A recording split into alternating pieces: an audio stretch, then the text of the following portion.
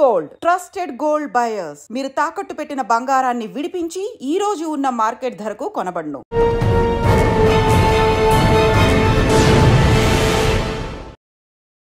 Welcome to crime diaries.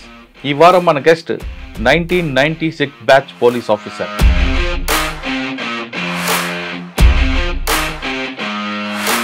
పేరు K Hariprasad గారు, ACP traffic, Hyderabad.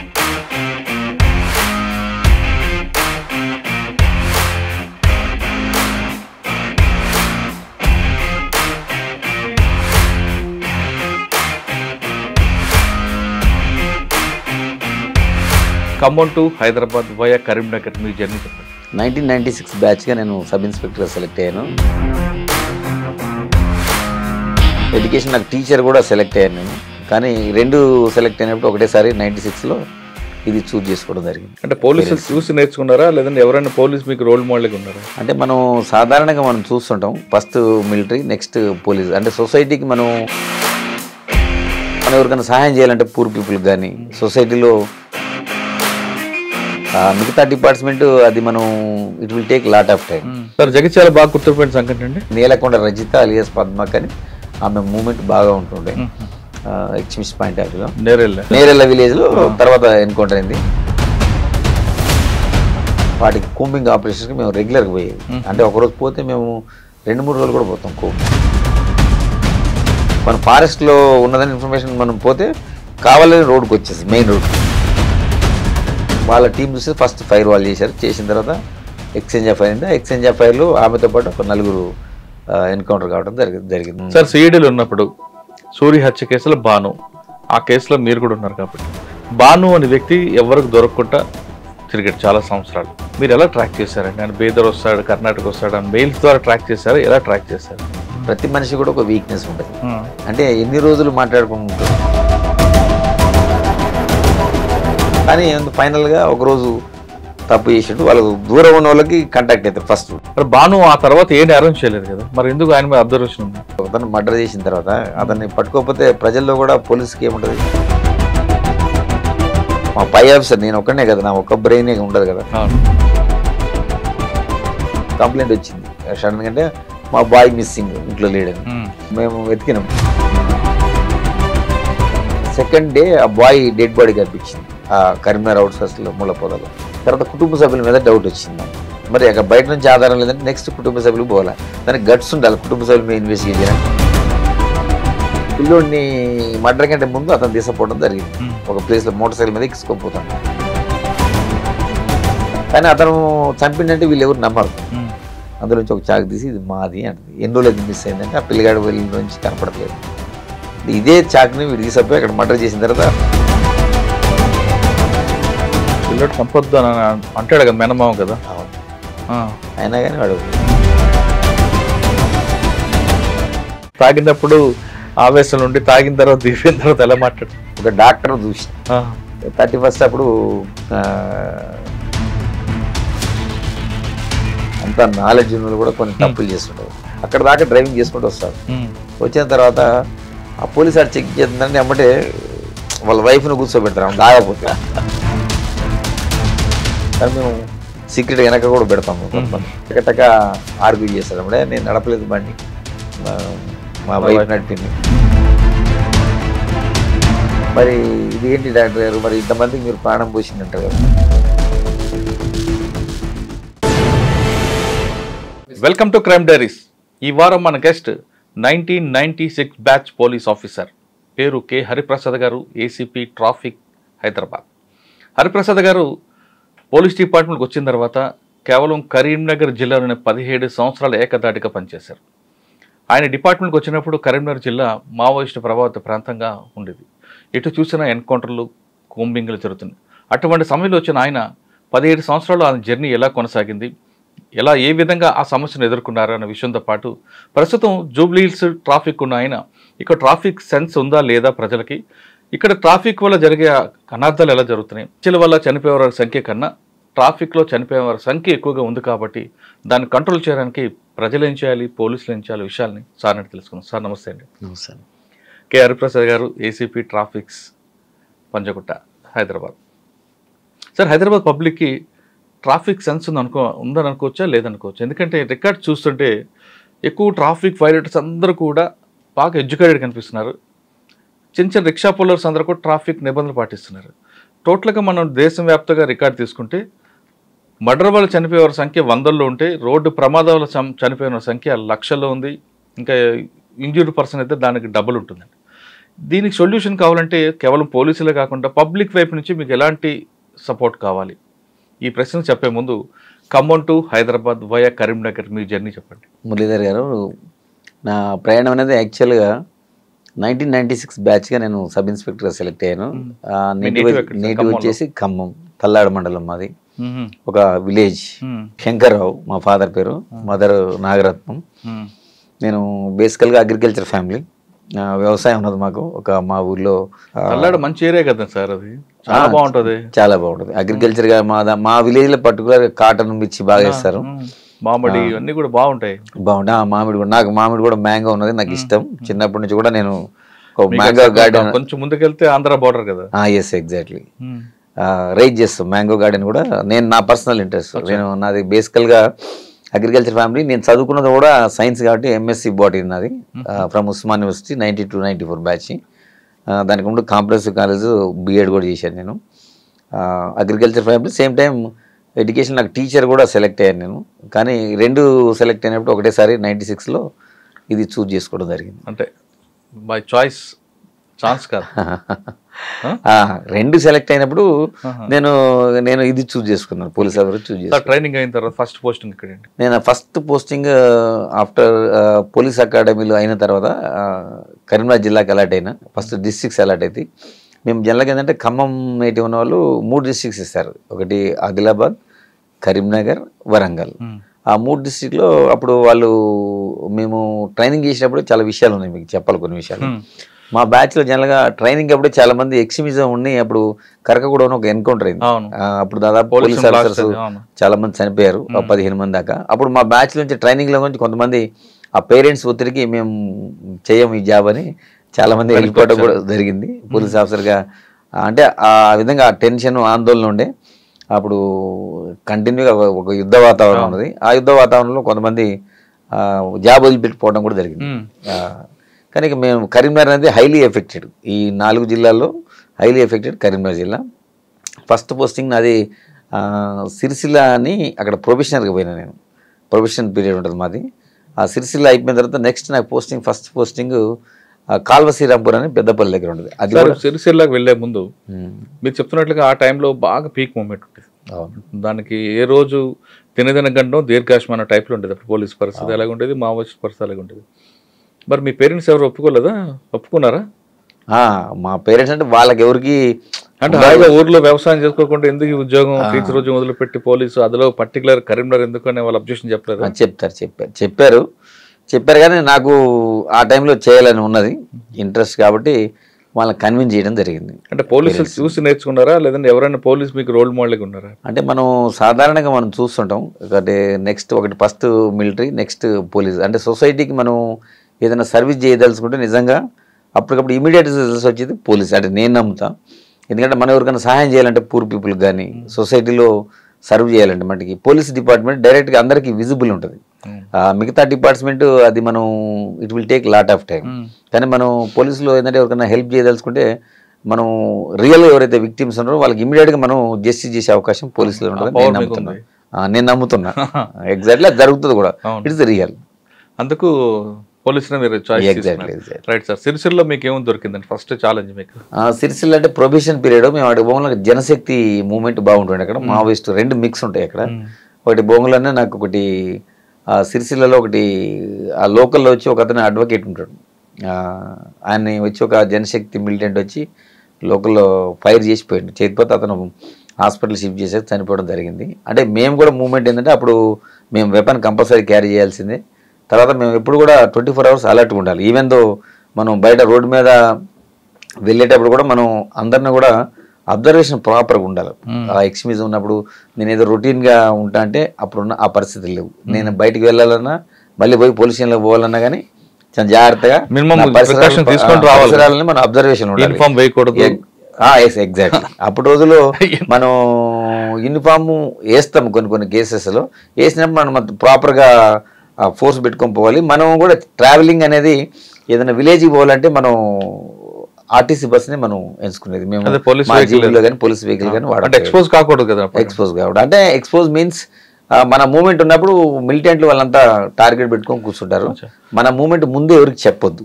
Sir మీరు సిరిసిల్ల ఉన్న పర్సన్ టైంలో అక్కడ గంభీరపేట అక్కడ బాగా ఎఫెక్టెడ్ ఉంటుంది, మాచారెడ్డి ఈ ప్రాంతంలో ఇబ్బందులు వచ్చాయి ఎప్పుడైనా? ఉంటాయి, తప్పకుండా ఉంటాయి. మీరు అన్నట్టు గంభీరావుపేట, అక్కడ ముస్తాబాదు, ఎల్లారెడ్డిపేట, దాని తర్వాత నెక్స్ట్ మనం మాచారెడ్డి బోర్డర్, నిజామాబాద్ జిల్లా బోర్డర్, ఆ ఫారెస్ట్ ఏరియాలో కంటిన్యూగా మూమెంట్ ఉంటే జనశక్తి ఉంటుండే వాళ్ళు ఎక్స్ట్రాక్షన్ చేస్తుండే ప్రజల నుంచి పైసలు. ఎవరైతే ఉన్నారో కాంట్రాక్టర్స్ కానీ వాళ్ళు కానీ వీళ్ళు కానీ కొంచెం అది లంపెన్ గ్యాంగ్ ఉంటుండే, ఇది జనశక్తి, ఆ రణధీర్ అని అప్పుడు ఉంటుండే ఆ ఏరియాలో. అప్పుడు మేము చాలా మటుకి అవి మనం అంటే అప్పుడు మా ఎస్పీ ఫస్ట్ నేను పోయినప్పుడు ఉమేష్ చంద్ర గారు ఉన్నారు కరీంనగర్. అప్పుడు ఉమేష్ చంద్ర గారు ఉన్నారు సార్. ఆయన దగ్గర ఏం నేర్చుకున్నారండి? ఆఫీసర్ కదా. అవును, చాలా సిన్సియర్, చాలా. అప్పుడు అంటే ప్రజలు ఎవరైతే పొలిటీషియన్స్ కానీ ఎవరు కానీ అప్పుడు సాధారణంగా వాళ్ళు పాపం వాళ్ళ కాన్స్టిట్యూన్సీకి పోయే పరిస్థితి, ప్రజలను కలుసుకోవాలన్నా కానీ చాలా కష్టం ఉంటుండే. పోలీస్ పర్మిషన్ తోటే పోదు. పోలీస్ పర్మిషన్ అంటే ఆ విధంగా కాదు, ఆ పోలీసుని అడిగి ఆ ఏరియాలో మూవ్మెంట్ ఉందా లేదా, పోలీసులు అప్పుడు వాళ్ళకి సలహా ఇస్తే ఆ సలహా ప్రకారం వాళ్ళు ఆ గ్రామానికి పోవడం, అది కూడా వెరీ రేర్గా పోయేది గ్రామానికి. ఎందుకంటే అప్పుడు అటాక్ అయ్యేది, పొలిటీషియన్స్ మీద బాగా ఒత్తిడి ఉండేది, వాళ్ళు స్వేచ్ఛగా పోయి ప్రజలకు కలిసే పరిస్థితి లేకుండా. సార్ దగ్గర ఏం నేర్చుకున్నారంటే ఫస్ట్ ఎస్పీ మీకు ఆయనే కదా? అవునవును, అతను చాలా టైగర్ ఆయన. Yes exactly. అతను మా ఎస్పీ గారు అందరూ కూడా మేము కొత్తలో పోయినప్పుడు అందరూ బ్రీఫింగ్ ఇచ్చారు, చాలా మంచిగా ఇంటరాక్ట్ అయ్యారు, అందరికి కూడా చాలా చాలా మంచిగా అడ్వైజెస్ చేశారు. ఎందుకంటే ఇక్కడ ఈ జిల్లాలో మనం చేయాలంటే ఉద్యోగం ప్రజలతో సత్సంబంధాలు ఏర్పరచుకోవాలి మనం. ఎందుకంటే ప్రజలతో మనం రిలేషన్ వాళ్ళతో ప్రజలతో మంచిగా ఉన్నప్పుడు ప్రజలు వాళ్ళు మనల్ని ఓన్ చేసుకుంటారు. ఏంటంటే ఇప్పుడు వాళ్ళ కింద ఎక్స్ట్రీమిస్ట్ ఏంటంటే కొంత వాళ్ళు సహాయం చేసినట్టు చేసి ప్రజలకి అందులో లంపెన్ ఉండేది, ఎక్స్ట్రాక్షన్ చేసేది, అవి చేసేది. మనం అట్లా ఉండొద్దు, ప్రజలకి మనం ఎప్పుడు హెల్ప్ఫుల్గా ఉంటే ప్రజలు మనకి ఇన్ఫర్మేషన్ ఇస్తారు. ప్రజలతో మమేకం కావాలి, ప్రజలకు మనం సహాయం చేయాలి. ఏదైతే మన డ్యూటీ ఉన్నాయో విధులు ఉన్నాయో ఎవరిని కూడా ప్రజల్ని ఇబ్బంది పెట్టకుండా చేస్తే మనం ఆటోమేటిక్గా మనం ఆ ఎక్స్ట్రీమిజంని ఎరాడికేట్ చేసే అవకాశం ఉంటుందని మాకు సలహా ఇవ్వడం జరిగింది ఉమేష్ చంద్ర గారు. సార్ సిరిసిల్ల నుండి సిరిసిల్ల మీకు ఎవరు సీఏ ఎవరండి అప్పుడు? సిరిసిల్ల అప్పుడు నాకు ఫస్ట్ నేను రామయ్య గారు అని ఉంటుండే, తర్వాత నాగేశ్వరరావు అని ఉంటుండే, ఇద్దరు ఉంటుండే. అప్పుడు వేములవాడ సిరిసిల్ల ఒక సబ్ డివిజన్ అది. వాళ్ళిద్దరు కూడా ఇప్పుడు ప్రజెంట్ లేరు, రిటైర్ అయిపోయారు. సిరిసిల్ల తర్వాత అండి? సిరిసిల్ల తర్వాత నేను కాల్వ శ్రీరాంపూర్ అని పెద్దపల్లి దగ్గర first, it is my first posting. Nalin Prabhat గారు ఎస్పీగా ఉన్నారు, నేను అక్కడ ఫస్ట్ పోస్ట్. అక్కడ ఏం ఛాలెంజ్ వచ్చిందంటే మీకు? అక్కడ మెయిన్ ఏంటంటే మనకి ఎక్స్ట్రీమిజం బాగా హైలీ ఎఫెక్టెడ్. సికాసా మూవ్మెంట్ ఉంది కదా? ఉన్నది. సింగరేణికి సంబంధించింది, ఎందుకంటే అది బార్డర్ పెద్దపల్లి కాబట్టి మనకి అవన్నీ మంతని, కాటారం, ఆ ఫారెస్ట్ రూట్స్ అంతా కాళేశ్వరం అంతా దాని కింద ఉండేది కదా. Yes exactly. మనకి అంత సింగరేణి అంతా బొగ్గలు అందులో పనిచేసేవాళ్ళు. తర్వాత మేమేంటంటే మా ఎస్పీ గారు అప్పుడు నలిన్ ప్రభాత్ సార్ అని ఆయన కూడా ఏంటంటే మెడికల్ క్యాంప్స్ కండక్ట్ చేసేది. నేను ఉన్నప్పుడు చాలా పెద్ద క్యాంపు, మెడికల్ క్యాంపు కండక్ట్ చేయించారు. అంటే మారుమూల అది గ్రామం కాబట్టి అది పేరుకి మండల హెడ్ క్వార్టర్ అది కాల్వ శ్రీరాంపూర్. అప్పుడు నేను ఫస్ట్ SHO నేను. అప్పుడు ఉన్నప్పుడు ఏం చేసినా వాడికి ప్రజలకు దగ్గర కావాలంటే మనం ప్రజలకు ఒక మంచి పనులు చేయాలి. అంటే పోలీసుకి ఇమేజ్ పెంచుకోవాలి ఫస్ట్ ప్రజల్లో. ఎందుకు నక్సలిజం వద్దు, ఎందుకు మనకి ప్రభుత్వ పాలన అంటే వాళ్ళు ప్రభుత్వాన్ని పాలన చేయనిపోయేటోళ్ళు. ఎందుకంటే వాళ్ళే వచ్చి ఫారెస్ట్ విలేజ్లోకి వచ్చి ఆక్యుపై చేసి అక్కడున్న ఎవరైనా పొలిటీషియన్ వాళ్ళని చంపేయటం, తర్వాత పాలన అనేది లేదు. అంటే వాళ్ళు ఆధీనంలో తెచ్చుకొని ప్రయత్నం చేసేది. అది మనం ఓవర్కమ్ చేయాలంటే మనం ప్రజల్లో మంచి పేరు తెచ్చుకుంటే మెడికల్ క్యాంపు చాలా పెద్ద క్యాంప్ పెట్టినాం అక్కడ, బిగ్ క్యాంప్. ఎందుకంటే అప్పుడు రోజుల్లో అంత అవేర్నెస్ లేదు, రకరకాల డిసీజ్ ఉంటాయి ప్రజలకి, అంటే హాస్పిటల్ పోయే పరిస్థితి ఉండదు, పూర్నెస్ ఉన్నది, అంటే ఫారెస్ట్ ఉన్నది. అట్లాంటి సమయంలో మనం మెడిసిన్స్ కానీ అదేవిధంగా డాక్టర్స్ కానీ అంటే యాక్చువల్ కరీంనగర్ హెడ్ క్వార్టర్ నుంచి దాదాపు ఒక 30-40 డాక్టర్స్ పెట్టేసి మా ఎస్పీ, ఇన్స్పెక్టరు, ఏసీ, మా DSP ర్యాంక్ ఆఫీసరు, వీళ్ళంతా మా DIG ర్యాంక్ ఆఫీసరు, వీళ్ళందరూ వచ్చి మనం ఒక పెద్ద క్యాంపు అరేంజ్ చేయడం జరిగింది. దానివల్ల ప్రజల్లో ఏంటంటే పోలీసు మీద ఒక మంచి ఒపీనియన్ వచ్చింది. సార్ మీరు ఖమ్మం జిల్లా తల్లాడ మంచి వ్యవసాయం కుటుంబం, చుట్టూ బాగుంటుంది.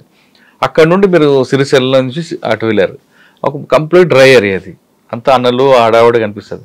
ఆ వాతావరణం అలవాటు చేసుకోవడానికి ఎంత రోజులు పడి ఇన్ని రోజులు పట్టింది మీకు? నేనంటే నా నేపథ్యం అంటే ఖమ్మం జిల్లా కావచ్చు, నేను చదువుకున్నది కూడా ఎడ్యుకేషన్ మళ్ళీ ఉస్మాన్ యూనివర్సిటీలో చదువుకున్నాను. మీరు కంప్లీట్ అర్బన్ నుంచి అదే వెళ్ళిపోయారు కదా. అందుకనే అక్కడ ఉస్మాన్ యూనివర్సిటీలో చదువుకున్నప్పుడు కూడా నాకు వేరే జిల్లా వాళ్ళతో కూడా సంబంధాలు ఏర్పడుతుంటాయి. ఎందుకంటే అది హబ్. అప్పుడు ఉన్నప్పుడు ఉస్మాన్ యూనివర్సిటీ చాలా పెద్ద మంచి అప్పుడు ఉండే. ఎందుకంటే అప్పుడు ఇంజనీరింగ్ సీట్ కానీ మెడిసిన్ సీట్ కానీ ఏం లేవు. ఆ రోజుల్లో క్రీమ్ అంతా ఉస్మాన్ యూనివర్సిటీకి వస్తుండే. ఆ ఎడ్యుకేషన్లో మనం చదువుకున్నప్పుడు ఇది మహబూబ్నగర్ కానీ, నల్గొండ కానీ, అదేవిధంగా కరీంనగర్ కానీ, వరంగల్ కానీ కొంతమంది విద్యార్థులు మేము కలిసినప్పుడు మాట్లాడుకోవడం జరిగింది. అది ఏదైనా మీరు చెప్పినట్టు కొంచెం డిఫరెంట్ డిస్ట్రిక్ట్ అది. కరీంనగర్ అనేది ఇప్పుడు నక్సలిజం తోటి భయభ్రాంతులకు గురైన జిల్లా. అంత ఈజీ కాదు మీరు చేయటం అన్నట్టు. ఫస్ట్లో కొంచెం ఇబ్బంది ఉన్నమాట వాస్తవమే. కానీ దాన్ని మీకు ఇల్లు కూడా దిగేవారు కదండి ఆ ఊర్లో? అవునవును. మాకు అందుకనే ఇల్లు ఇవ్వరు. వాస్తవం మీరు చెప్పింది. క్వార్టర్స్ ఉన్నాయి అప్పుడు. ఎందుకంటే మా ప్రిన్సెస్ లోపల ఆ క్వార్టర్స్ ఉంటాయి. ఆ క్వార్టర్స్ లోనే మేము ఉండాలి. బయటకు విలేజ్కి పోవాలంటే కూడా బాగుండేవి కావండి అప్పట్లో. అవునవును. ఎప్పుడు పడిపోతాయా ఎప్పుడు కూలిపోతాయని ఉన్నాయి. అయితే మాకు కాళశ్రీరాంపూర్లో కట్టినప్పుడు క్వార్టర్స్ పర్వాలేదు. మీరు అన్నట్టు కొన్ని ప్లేసెస్ ఉన్నాయి. కానీ ఇది గవర్నమెంట్ అప్పుడు ఇనిషియేషన్ తీసుకొని నక్సలిజం ఉంది కాబట్టి అవుట్స్కర్ట్స్లో అంటే మా పోలీస్ స్టేషన్ చుట్టూ ఏం ఇల్లు ఉండవు. ఎందుకంటే అది అట్లా మాకు ఐడియాలు ఉంటేనే మాకు సెంట్రీలు ఉంటుండే, హైట్లో పెట్టుకుంటుండే పోలీస్ స్టేషన్. ఎందుకంటే పోలీస్ స్టేషన్ అటాక్స్ చేస్తుండే అప్పుడు రోజుల్లో వాళ్ళు. కాబట్టి అటు యుద్ధం అప్పుడు పోలీస్ స్టేషన్ అన్నది సెక్యూరిటీ ప్రాబ్లం అని జనాల మధ్యన పెట్టేవారు కదండి. అవుట్స్కట్ లో ఈజీగా కొట్టడానికి లేదు. ఇది కొన్ని పాయింట్ ఆఫ్ యుద్ధ తంత్రంలో మనకి విజిబిలిటీ ఉంటుంది అనమాట. మీరు అన్నట్టు ఇళ్ల మధ్యలో ఉంటే ఏంటంటే ఆ మిలిటెంట్ వచ్చి ఆ లోపల నుంచి వచ్చి ఆ గ్రెనేడ్ వేసేసింది అనుకోండి. మనకి తెలియదు లాస్ట్. పబ్లిక్ ఇబ్బంది కాకుండా ఉండడానికి వాళ్ళు ఆగుతారని ఒక కాన్సెప్ట్ ఉంటుంది కదా. అది మీరు అన్నట్టు ట్రావెలింగ్ లో ఫర్ ఎగ్జాంపుల్ మేము ఆర్టీసీ బస్సులు ఎందుకు సెలెక్ట్ చేసుకోం? మేము మాకు జీబులు కానీ పర్సనల్ వెహికల్స్ ఏమి వాడకపోయేది. ఆర్టీసీ బస్సులు అంటే ప్రజలతో కలిసి ప్రయాణించేది కాబట్టి అప్పుడు వాళ్ళు ఈ ల్యాండ్ మైన్స్ ఉన్నాయి కదా, ఆ రోడ్స్ మనం చేసేటప్పుడు బ్లాస్టింగ్ చేసి ఇది చేసే పరిస్థితి ఉండే అప్పుడు. అందుకని మనం ప్రజలతో కలిసి ప్రయాణం చేసేది. ఇక్కడ ఏంటంటే ఇది యుద్ధతంత్రం. ఇది యుద్ధతంత్రం. ఇప్పుడు రోజుల్లో ఎవరికి అవగాహన లేదు ఇప్పుడు వచ్చిన పోలీస్ ఆఫీసర్స్కి. అప్పుడు రోజుల్లో ఏంటంటే మన పోలీస్ స్టేషన్ అవుట్స్కట్స్లో ఉంటే ఏంటంటే మనకు అడ్వాంటేజ్గా ఉంటుంది. మన చుట్టూ ఉన్న ప్రిమిసెస్ని అంటే వాళ్ళ మూవ్మెంట్ ఎవరు కనిపించినా కానీ ఫైర్ చేస్తారు. అదివరకు మనం ఎవరు వచ్చినా కానీ చెప్పి రావాలి. అక్కడ వాళ్ళు ఆగాల్సిందే. మా సెంట్రీ పైన ఉంటాడు, హైట్లో ఒక అతను ఉంటాడు, కింద ఉంటాడు, ఫ్రంట్ సెంట్రీ అంటారు, రూఫ్ టాప్ ఉంటుంది, ఆ బ్యాక్ సెంట్రీ ఏంటి, లెఫ్ట్ రైట్ సెంట్రీస్ ఉంటాడు. అంటే వాళ్ళు రెడీ పెట్టుకొని ఉంటారు వెపన్స్. వాళ్ళకి ఏదన్నా ఇష్యూ ఉందంటే అక్కడికి వచ్చిందంటే ఆటోమేటిక్గా వాళ్ళు ఆపాల్సింది. ఈవెన్ మా పై ఆఫీసర్స్ ఎస్పీ వచ్చినా కానీ ఆ వెహికల్లో కూడా వాళ్ళు ఎవరైనా ఎస్పీ అనుకొని చెప్పొచ్చి మనం అటాక్ చేసే అవకాశం ఉంది. ఎస్పీ గారు వచ్చినా కానీ అక్కడ దూరం ఉండే వాళ్ళు సోర్స్ అని చెప్పి వాళ్ళు మనం లైటింగ్ వేసిన తర్వాత కన్ఫర్మ్ అయిన తర్వాత మా పోలీసులకు అలా చేసేది. ఆ లెవెల్ ఉంది. ఆ విధంగా జరిగేది క్రైమ్ అయినప్పుడు పోలీసుల పేరు మీద దాడులు చేసేవారు. ఉన్నాయి కదా. ఇప్పుడు మన అక్కడ కాటారం పిఎస్ ఉన్నది, దాని మీద అటాక్ చేశారు. మీరు అన్నట్టు ఇళ్ల దగ్గర ఉన్నది. నేను ఉన్న టైంలో కాటారం పిఎస్ మీద అటాక్ చేశారు. కాకపోతే మా వాళ్ళు అప్పుడు తిప్పి కొట్టారు. సార్ అక్కడ మీకు బాగా గుర్తుండిపోయిన సంగతి చెప్పండి. ఫస్ట్ పోస్టింగ్ కదా కాళశ్రీరాంపూర్. ఫస్ట్ పోస్టింగ్ లో మనకు ప్రధానంగా ఏంటంటే మెడికల్ క్యాంప్. చెప్పాను కదా మీకు, మెడికల్ క్యాంప్ కాకుండా అంటారా. అంటే అక్కడ మనకి ఒక సందర్భం ఏముంటుందంటే ఫర్ ఎగ్జాంపుల్ మా పక్కన విలేజ్లో ఒక అతను మర్డర్ కాబట్టాడు. అప్పుడు ఇప్పుడు ఎవరెవరు మేము పోవాల్సి వస్తుంది. మేము చెప్పిన టైం కాకుండా క్రాస్ కంట్రీలో పోవాలి. మేము రోడ్డు నడవడానికి లేదు. వెనక సంఘటన డైరెక్ట్గా వెళ్ళిపోయేది. అప్పుడు రోజుల్లో మా హెడ్ కానిస్టేబుల్ కూడా ఒక అతను నా దగ్గర పనిచేస్తాడు, నాయుడు అని. అతను బయటికి వెళ్ళిండు ఒక పని మీద. మేము చెప్పిన అది కూడా సర్ప్రైజ్ని పోయిండు. కానీ అక్కడ వాళ్ళు రెడీ ఉన్నారు కాసుకొని మావోయిస్ట్ అంటే అప్పుడు పీపుల్స్ వార్ అంటారు. పీపుల్స్ వార్ పేరు. వాళ్ళు వచ్చి అతని మీద అటాక్ చేయడం జరిగింది. ఫైర్ చేశారు. లిటరల్ ఫైర్ చేస్తే అతను పోయేవాడు బెండ్ అయితే వల్ల అది ఫస్ట్ రౌండ్ ఏంటంటే అది హెడ్ లైట్కి పడ్డది. సెకండ్ రౌండ్ అతను పైనుంచి దూసుకుని వెళ్ళిపోయింది. అయినా ధైర్యంగా అతను ఏమంటే పోలీస్ స్టేషన్కి వచ్చిండు. అది నాకు బాగా ఉండే సంఘటన. ఎందుకంటే ఫస్ట్ పోస్టింగ్లో కొంచెం మనకు అనిపిస్తుంది హ్యూమన్ బీయింగ్ కదా, అతను అక్కడ చనిపోయే అవకాశం ఉంటుంది. కానీ ధైర్యంగా అతను ఎక్కడ కూడా ఆందోళన పడకుండా అతను స్టేషన్కి వచ్చారు. ఇది నాకు బాగా ఫస్ట్ పోస్టింగ్ లో ఫస్ట్ గుర్తు. దానికి జరిగింది. మళ్ళీ మేము ఫారెస్ట్ లో కోంబింగ్ చేసినాం. దానికి సంబంధించిన మిలిటెంట్స్ ఉందో తర్వాత మళ్ళీ ఒక ఎక్స్చేంజ్ ఆఫ్ అయింది మాకు వాళ్ళకి మధ్యలో. అప్పుడు మనకు కొన్ని ఎన్కౌంటర్ కూడా వేరే ప్లేస్ లేదు, నేనున్న ప్లేస్లో కాకుండా ఆ ఇన్పుట్ తోటి వేరే చోట అయింది. సార్ కాల్వాల్సిన తర్వాత కాల్సిన తర్వాత నేను next Jagtial rural post. Jagtial rural అంటే జగిత్యాల అంటే అప్పటికి వెరీ రగులుతున్నారు. అది తర్వాత అక్కడ మీరు అన్నట్టు కాలువశ్రీరాంపురం అంత కాదు, అక్కడ మనకి కెనాల్స్ ఉన్నాయి, వాటర్ కూడా బాగుంటుంది, ల్యాండ్స్ కూడా బాగుంటాయి. అక్కడ మనకి అగ్రికల్చర్ కూడా చాలా చాలా బాగా చేస్తారు అక్కడ. సేమ్ టైం నక్సలిజం కూడా మీకు తెలిసి ఉంటుంది. అక్కడ బీర్పూర్ అని నాకంటే ముందు జరిగింది అక్కడ సంఘటన. మీకు ఐడియా ఉందా బీర్పూర్ గురించి? చెప్పండి. బీర్పూర్లో ఏమైందంటే మావోయిస్టులు ఏం చేశారంటే, ఇప్పుడు ఒక పోలీసులు జీప్లో వస్తున్నారని వాళ్ళకు ఒక ఇన్ఫర్మేషన్ ఉన్నది, ఒక మర్డర్ అయింది అక్కడ ఆ ఏరియాలో. బీర్పూర్ నాకంటే ముందు, నేను వెళ్ళడానికి ముందు జరిగిన సంఘటన చెప్తున్నా. అప్పుడు ఆ పరిస్థితులు ఉండే పోలీస్ జీప్ అనుకొని వాళ్ళు ఏం చేశారంటే, ఒక పెళ్లి జీప్ పోతుంది ఆ రూట్లో, అది పోలీస్ అనుకొని వాళ్ళు బ్లాక్ చేయడం జరిగింది. అందులో దాదాపు ఒక 10-12 మంది చనిపోవడం జరిగింది. దీని తర్వాత ఏటూ నగర్ అనుకుంటా ఇంకోటి అదే విధంగా చేశారు. ఇది బీర్పూర్ మేజర్ ఇన్సిడెంట్. అది అక్కడ 30 లక్షల అలియాస్ గణపతి అని పేరు ఉంటుంది. అతను సెక్రటరీ చేశాడు. అది ఫేమస్ నేషనల్ లెవెల్లో పెద్ద స్థాయికి పోయింది అతను. ఆ సంఘటన ఆయన ఉన్నారా? ఆయన లేడండి, ఆయన గ్రామంలో జరిగింది. ఆ గ్రామంలో జరిగింది. ఆ మావోయిస్టులు చేసిన దుశ్చర్య వల్ల చాలా మంది ప్రజలు, ఇన్నోసెంట్ ప్రజలు ప్రాణాలు కోల్పోవడం జరిగింది అక్కడ. దాంతో ప్రజల్లో కూడా వ్యతిరేకత వచ్చింది. ఆ సంఘటన తర్వాత ఏం మీరు వెళ్ళారు? తర్వాత మేము వెళ్ళాం. మరి ఆ బీర్పూర్ లో అప్పటికి ఉందా సిచ్యువేషన్ అండి? ఉన్నది. ఇప్పుడు మా బీర్పూర్ పర్టికులర్ గా ధర్మపూర్ ఏరియా, సారంగపూర్ అంటారు, మెయిన్ అంటే సారంగపూర్ మండలం. అది అంటే గుట్టా విలేజ్ అని పిలుస్తారు దాన్ని. ఆ విలేజ్ లో ఎప్పుడు కంప్లీట్ మిలిటెంట్స్ ఉంటుంటే, మనం అక్కడ నేను పోయిన తర్వాత కూడా చాలా ఎక్స్ట్రీమిస్ట్ చాలా మంది మర్డర్స్ చేశారు, చాలా మందిని చంపడం జరిగింది. సార్ జగిత్యాల అన్నది బాగా హాట్ టాపిక్ ఉండేది, పబ్బో చెప్పాలంటే హబ్ అది. ఓకే, అప్పుడు జగన్మోహన్ రెడ్డి గారు డిఎస్పీ సిఏ ఉండేవారు. ఆయన టైంలో మీరు పనిచేశారు జగన్మోహన్ రెడ్డి గారు కానీ లేదా నరసింహరావు గారు కానీ? నాకంటే ముందు చేశారు వాళ్ళు. నేను 2000 ఇయర్లో పోయినా, అంటే ఇప్పుడు 25 అంటే 25 ఇయర్స్ బ్యాక్ వెళ్ళాను నేను, వెళ్ళడం జరిగింది. నాకంటే ముందు వాళ్ళు ముందు చేశారు. అప్పుడు నరసింహరావు గారు కానీ తను కానీ చేశారు. అప్పుడు నక్సలిజం పీక్ స్టేజ్లో ఉన్నది అప్పుడు. సార్ మేము వెళ్ళినప్పుడు కూడా పీక్ స్టేజ్లో ఉన్నది. జగిత్యాల మీకు బాగా గుర్తుండిపోయిన సంగతి చెప్పండి. జగిత్యాలలో పర్టికులర్గా నేను చేసిన పీరియడ్లో మేము చెప్పాను కదా, ఎక్కువ లెఫ్ట్ ఐడియాలజీ ఉన్నది, నాకు కూడా ఉన్నది యాక్చువల్గా. ఇప్పుడు వాళ్ళని ఇది చేయాలంటే ఇప్పుడు మనకు కూడా లెఫ్ట్ ఐడియాలజీ ఉండాలి. అందుకనే వాళ్ళు ఎన్నిసార్లు యాంబుష్ చేసినా మనం ఎప్పుడు కూడా వాళ్ళకి అవకాశం ఇవ్వలే. ఎందుకంటే మనకు కూడా ఆ మెంటాలిటీ ఉన్నది కదా. అర్థమైంది మీకు? అర్థమైంది. అందుకనే సాధారణంగా ఏంటంటే వాళ్ళకి ఏం ఐడియాలజీ ఉంటుందో మనకు ముందే చదువుకున్నాం కాబట్టి మనకు ఐడియా ఉండదు. లేకపోతే నాలాంటి వాళ్ళు, నా బ్యాచ్మేట్స్ చనిపోవడం జరిగింది. ఫర్ ఎగ్జాంపుల్ చెప్తాను మీకు. చందూర్తి అని ఒక పిఎస్ ఉంటుంది, అది వేములవాడ పక్కన, శ్రీనివాస్ అని మా బ్యాచ్మేట్. అప్పుడు దాన్ని మనం ఏమంటాం, నాకు పేరు గుర్తు, ప్రజల వద్దకు పాలన లెక్క. అప్పుడు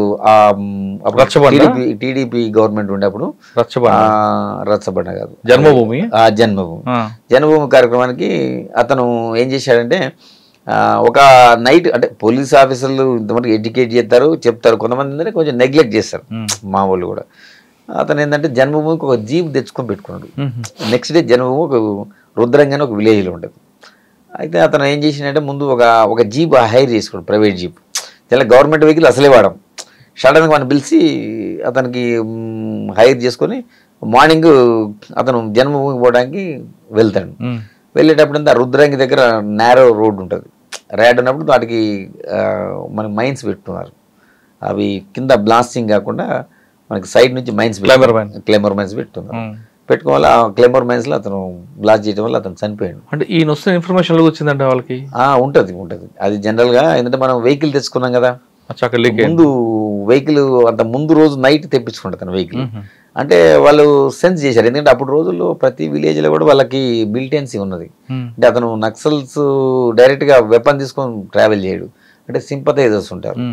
వాళ్ళు ఏంటంటే ఇతను జీప్ తీసుకెళ్లారు కదా, అతనికి ఆల్రెడీ తెలిసిపోద్ది ఆ గ్రామంలో, అంటే ఈ వెహికల్లో వస్తారని వాళ్ళు ముందే గ్రాస్ప్ చేసి ఆ పర్టికులర్ ఏరియాలో క్లైమర్స్ కూర్చున్నారు. నా కళ్ళ ముందే అతను, అయ్యో మేము చనిపోయినప్పుడు చాలా బాధపడడం జరిగింది. అప్పుడే యాక్చువల్గా ఇక్కడ మీరు అన్న ఫస్ట్ అడిగారు కదా, కాలువశ్రీరాంపూర్లో ఐ వాజ్ ద ఫస్ట్ పోస్టింగ్లో ఉన్నాను. అంటే నేను ఇంకా అది మీరు అన్నారు కదా ఇంతకుముందు మంచి అది కూడా నా కళ్ళ ముందు నా బ్యాచ్మేట్ చనిపోవడం జరిగింది. అచ్చా, అవన్నీ ఉన్నాయి కాబట్టి మీరు ఇక్కడ చాలా జాగ్రత్తగా వెళ్ళారు జగిత్యాలలో. ఎగ్జాక్ట్లీ అక్కడ కానీ ఇక్కడ కానీ నేను ఎప్పుడు కూడా ఛాన్స్ ఇవ్వలేదు. ఎందుకంటే ఇట్లాంటి మనం ఏమాత్రం మనం తొందరపడ్డా కానీ ఏది మనకు నాకేం కాదులే అని ఎప్పుడు అనుకోండి, నాకు అవుతుందనే ఫీల్ అయితే ఏం కాదు, నేను ప్రికాషన్ నేను ఎంతసేపు అలర్ట్గా ఉంటే వాళ్ళు అటాక్ చేసే పరిస్థితి మనం ఎప్పుడు ఛాన్స్ ఇవ్వలేదు. జగిత్యాల బాగా గుర్తుపోయిన సంఘటన అండి? జగిత్యాలలో అంటే ఎక్స్మిస్ పాయింట్ ఆఫ్ అంటారా జనరల్గా నేను ఎక్స్మిస్ పాయింట్ ఆఫ్ లో చెప్తాను. నేను పర్టికులర్గా నాకు ఒకటి జనరల్గా ఏంటంటే రేచ్పల్లి అని విలేజ్ ఉంటుంది. ఆ ఏరియాలో పర్టికులర్గా పద్మక్క అని నేలకొండ రజిత అలియాస్ పద్మక్క అని ఆమె మూమెంట్ బాగా ఉంటుండే ఎక్స్మిస్ పాయింట్ ఆఫ్ వ్యూలో. నేలకొండ రజిత నేరెళ్ళ విలేజ్ లో తర్వాత ఎన్కౌంటర్ అయింది. జనరల్గా నేను అప్పుడు స్పెషల్ పార్టీ ఇన్ఛార్జ్ కూడా ఉన్నా సబ్ డివిజన్ మొత్తానికి.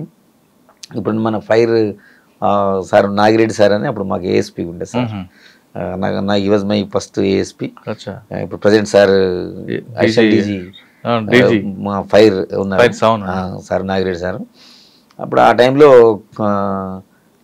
స్పెషల్ పార్టీ ఇన్ఛార్జిగా ఉన్నా నేను. ఉన్నప్పుడు రేచ్పల్లి అని విలేజ్ ఉంటుంది. ఆమె అక్కడ ఫారెస్ట్ చాలా హెవీ ఫారెస్ట్ ఉంటుంది. మీరు అన్నట్టు అబ్బగిరిపూర్ పక్కన సారంగపూర్ మండలం మొత్తం టోటల్గా. అంటే పేరుకి నేను జగిత్యాల చేసినా కానీ ఎక్కువ మేమందరం ఎస్ఎల్ ఎంగుంటే మాకు ట్రైనింగ్ ఇచ్చారు కాబట్టి మేము కంపల్సరీ నా జ్యూరిడిక్షన్ కాదు, మిగతా జ్యూరిడిక్షన్కి ఇది కొంచెం టౌన్. ఇది పక్కన ఏదైతే విలేజెస్ ఉన్నాయో వాటికి కోంబింగ్ ఆపరేషన్కి మేము రెగ్యులర్గా పోయేది. అంటే ఒకరోజు పోతే మేము 2-3 రోజులు కూడా పోతాం కోంబింగ్కి.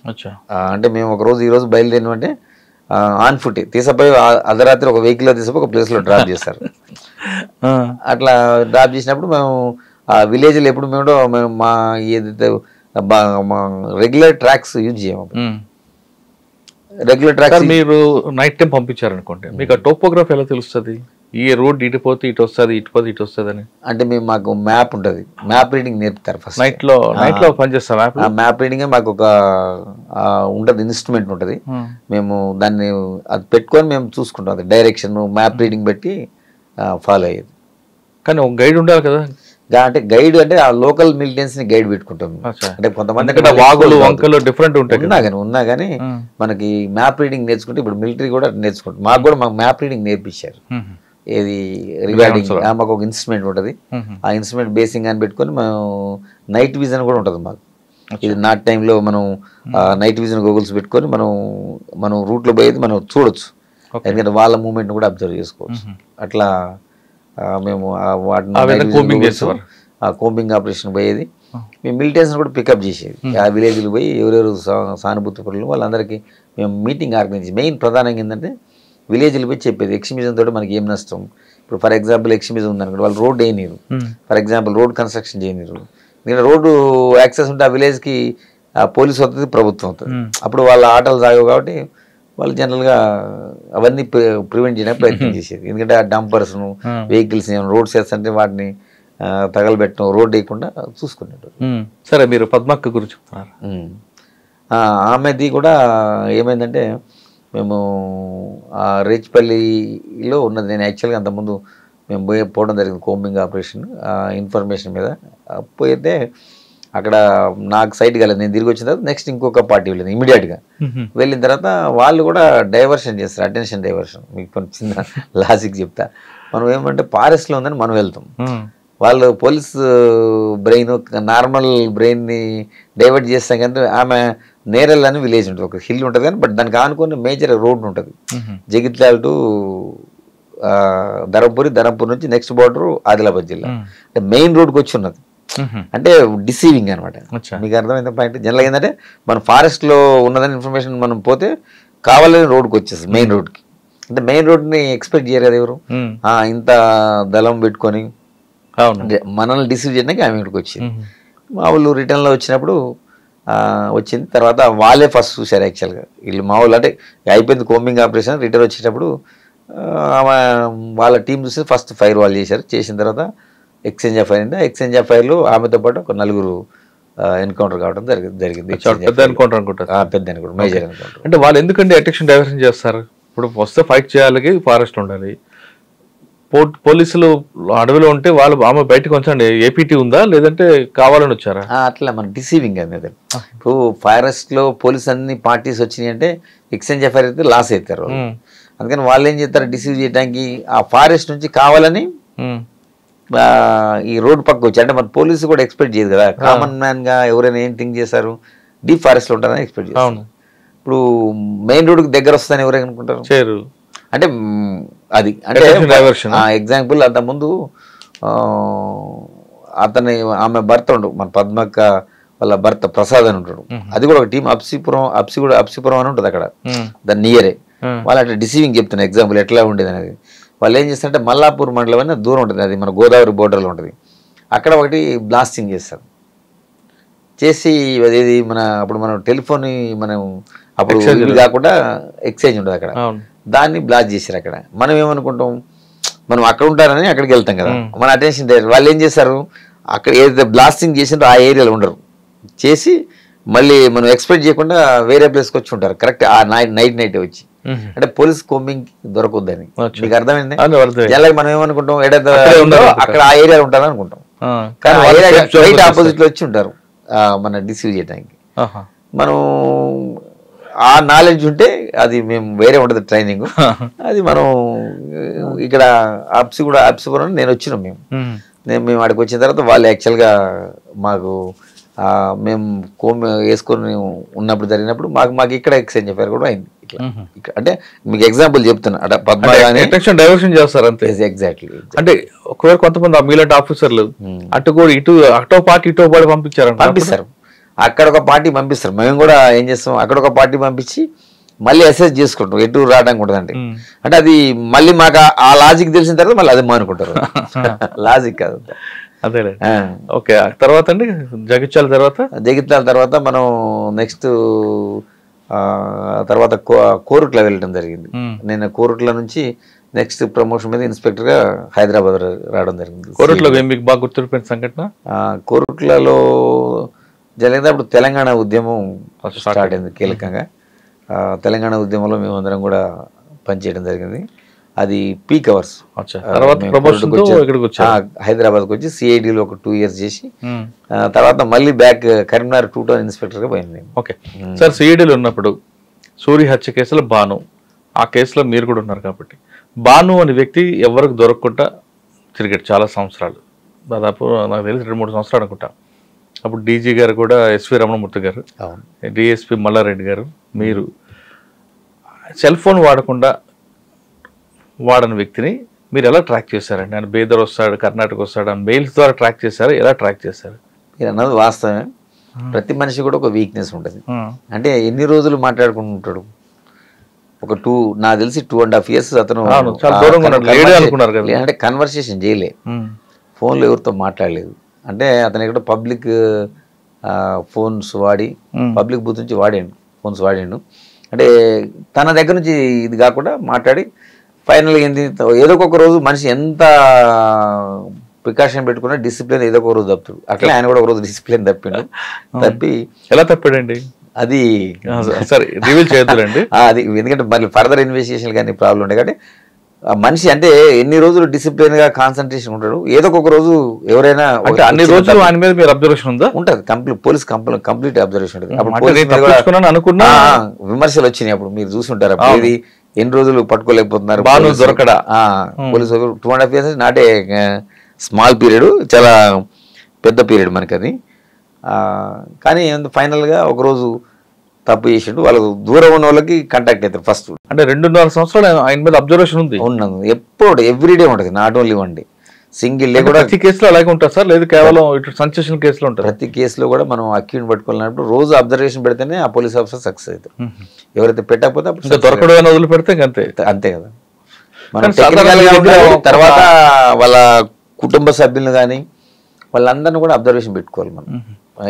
మీ దగ్గర ఒక ఇష్యూ ఉంటుందండి, ఎలా అంటే ఒక నేరం చేసిన వ్యక్తి మరో నేరం చేసి దొరుకుతాడు, ఏమి చేయకపోతే దొరకడం ఉంటుంది. మరి భాను ఆ తర్వాత ఏ నేరం చేయలేదు కదా, మరి ఎందుకు ఆయన మీద అబ్జర్వేషన్ ఉంది అంటే ఇప్పుడు పాత నేరం ఇప్పుడు ఒకతను మర్డర్ చేసిన తర్వాత అతన్ని పట్టుకోకపోతే ప్రజల్లో కూడా పోలీసుకి ఏముంటుంది, పోలీసు వైఫల్యం కదా. అవును, అతను పట్టుకొని అయితే కోర్టు ముందు ప్రవేశపెట్టి కోర్టు ద్వారా శిక్ష పడేటట్టు చేశారు కాబట్టి ప్రజల్లో నమ్మకం విశ్వాసం పోలీస్ శాఖ మీద ఉంటుంది. మనం తర్వాత చేయకపోవచ్చు, కానీ అది చేసిన దానికి మనం ఏదైతే చేసినో దానికి చట్ట ప్రకారం చర్య తీసుకోవాల్సిన పరిస్థితి ఉంటుంది కదా. సార్ ఆయన ఒక తప్పు చేశాడు, ఆ తప్పు తర్వాత ఆయన కర్ణాటక వచ్చాడు, అంతా వాస్తవం అంటారా? కరెక్టే కదా. వేరియస్ స్టేట్స్ మూవ్ అయిండు తర్వాత అది తెలుసు నాకు. నేను కూడా అసిస్ట్ చేసినప్పుడు మేము ఉన్నాం. అంటే అది రివీల్ చేయకూడదు, ఆల్రెడీ కన్వెన్షన్. Yes exactly. అంటే కొన్ని విషయాలు చెప్పొచ్చు, అన్ని విషయాలు కూడా ఇన్వెస్టిగేషన్ స్కిల్స్ అన్ని మనం బయటకు చెప్తే ఏమవుతుందంటే అవి నేరస్తులు నేర్చుకునే అవకాశం ఉంటుంది. దాంతో ఏంటంటే మళ్ళీ నేరస్తులు మనం పట్టుకోవాలంటే ఇంకో ఎక్కువ ఇబ్బంది పడాల్సి వస్తుంది. అంటే మీరు అంటున్నారు, కొంతమంది ఆఫీసర్లు అంటారు కొత్త నేరాలు ఎంత ముందుకు వెళ్తే అంత పరిగెడతాం మేము కూడా అంటుంటారు. కరెక్ట్. నేను అదేమంటే మనం రివీల్ చేయకూడదు కదా. మీరు అన్నది నిజమే. నా స్కిల్స్ అన్నీ కూడా నేను మా పోలీస్ శాఖ ఎట్లా పట్టుకుంటుంది, మా పై ఆఫీసర్, నేను ఒక్కనే కదా, నా ఒక్క బ్రెయినే ఉండదు కదా, వాళ్ళందరూ కూడా టీమ్స్ డివైడ్ చేస్తారు, చేసి వేరియస్ టీమ్స్ అప్పుడున్న మనకు టెక్నికల్గా ఏమేమి ఉన్నాయి అట్లా ఆ విధంగా అడ్వాంటేజ్ తీసుకుంటాం. కరీంనగర్ 2 టౌన్ ఇన్స్పెక్టర్ గా వెళ్ళాను. అక్కడ 3 years. అప్పుడు మాకు ఫస్ట్ నేను వెళ్ళినప్పుడు శివకుమార్ గారు ఉన్నారు సార్, తర్వాత జోయల్ డేవి సార్ ఉన్నాడు, తర్వాత కమల్ హాసన్ రెడ్డి గారు ఉన్నారు. అట్లా 3 పీరియడ్ చేసిన నేను. ఆల్మోస్ట్ 3 years చేసిన కరీంనగర్ 2 టౌన్ ఇన్స్పెక్టర్. 3 సంవత్సరాల కరీంనగర్లో మీకు ఏముందండి మీ మార్క్? మా మార్క్ అంటే కరీంనగర్ 2 టౌన్లో అంటే ఫస్ట్ 2014లో వెళ్ళింది. మళ్ళీ అప్పుడు ఫస్ట్ 2 states సపరేట్ అయ్యి గవర్నమెంట్ ఫామ్ కావడం జరిగింది. మీరు అన్నట్టు చాలాసార్లు కేసెస్ అడిగారు. ఇప్పుడు నేను ఇప్పుడు వరకు ఎక్స్ట్రీమిజం, ఈ ఫైటింగ్ ఇవి చెప్పాను, మామూలుగా జనరల్ పోలీసింగ్ చెప్తున్నాను. ఫర్ ఎగ్జాంపుల్ ఒక కేసు అంటే మహిళలు ఎలా ఉంటారు అనేది మనం చూడవచ్చు. మన భారతీయులు కానీ ఉమెన్ ఎలా ఉంటారు, ఎట్లా భర్తలను ప్రొటెక్ట్ చేస్తారు, ఒక చిన్న లైవ్ కేసు చెప్తే ఎగ్జాంపుల్.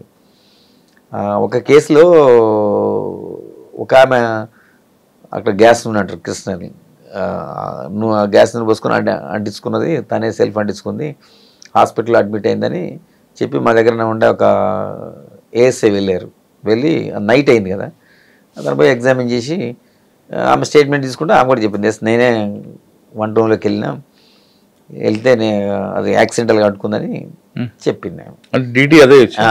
అదే చెప్పింది. తర్వాత మేము జనరల్గా ఏంటంటే మేము రిక్వెస్ట్ ఇస్తాం, మేజిస్ట్రేట్ గారు కూడా ఇస్తాం, ఎందుకంటే ఉమెన్ కాబట్టి విత్ ఇన్ 7 years మ్యారేజ్ ఉంటే డీడీ రికార్డ్ చేయించింది. మేజిస్ట్రేట్ కూడా ఆమె అదే చెప్పేసింది. నాకెందుకో డౌట్ వచ్చింది. నాకు ఈవెన్ అంటే ఒక మేజిస్ట్రేట్ స్టేట్మెంట్ రికార్డ్ అయితే జనరల్గా డిపెండ్ అవుతారు మా వాళ్ళు. నేనేం చేసిన అది ఎందుకు ఒకసారి విజిట్ చేస్తాను నేను. నాకు ఆ రోజు మార్నింగ్ పోయి విజిట్ చేసి ఆ సీన్ ఆఫ్ ఎవిడెన్స్ చూస్తే నాకు ఆమె ఏమని చెప్పింది, 1 roomలో అని చెప్పింది వీళ్ళ స్టేట్మెంట్లో. కానీ అక్కడ మనం ఫిజికల్గా అబ్జర్వేషన్ ఉంటుంది మాది కూడా. అబ్జర్వేషన్ అక్కడ చూస్తే ఏమనిపించింది నాకు, అది 1 roomలో జరగలేదు, ఆమె బెడ్రూమ్లో జరిగింది. జరిగిందని నాకు డౌట్ వచ్చి నేను ఆమెను పోయి మళ్ళీ నేను ఎగ్జామిన్ చేయడం జరిగింది. ఏమమ్మా నువ్వు అబద్ధం చెప్తున్నావు, ఎందుకు ఇట్లా జరగలేదు ఇది అడిగితే అప్పుడు కొంచెం ఏడ్చుకుంటా చెప్పింది, ఎస్ నిజమే సార్, మా భర్తనే పోసి ఇది చేసిండు, అడ్డు పెట్టిండు, కానీ నా పిల్లలు ఉన్నారు కదా, మళ్ళీ వాళ్ళ ఫ్యూచర్ పోతుంది, నేను చనిపోయినా పర్వాలేదు, ఎట్లా బతక నేను, మళ్ళీ ఆ భర్త కూడా వెళ్ళిపోతే పిల్లలు చూసుకునేటోళ్ళు ఎవరు అనుకొని అప్పుడు మనకేమనిపిస్తుంది, అప్పుడు నిజం కూడా నాకు కూడా ఫీల్ అనిపించింది. అయ్యో ఆవిడ చనిపోతూ కూడా భర్త గురించి ఆలోచించింది అంటే పిల్లలు కరెక్ట్. ఆవిడ చెప్పింది చనిపోతే భర్త జైలుకి వెళ్తే పిల్లలు అనాథలు అవుతారు. అవును. ఏం చేశారంటే నేను దాన్ని కరెక్టే మానవీయ గుణం చూడొచ్చు, కానీ అప్పుడు వాళ్ళ ఆ చిన్న పిల్లలు ఉంటారు ఇద్దరు, ఒకడు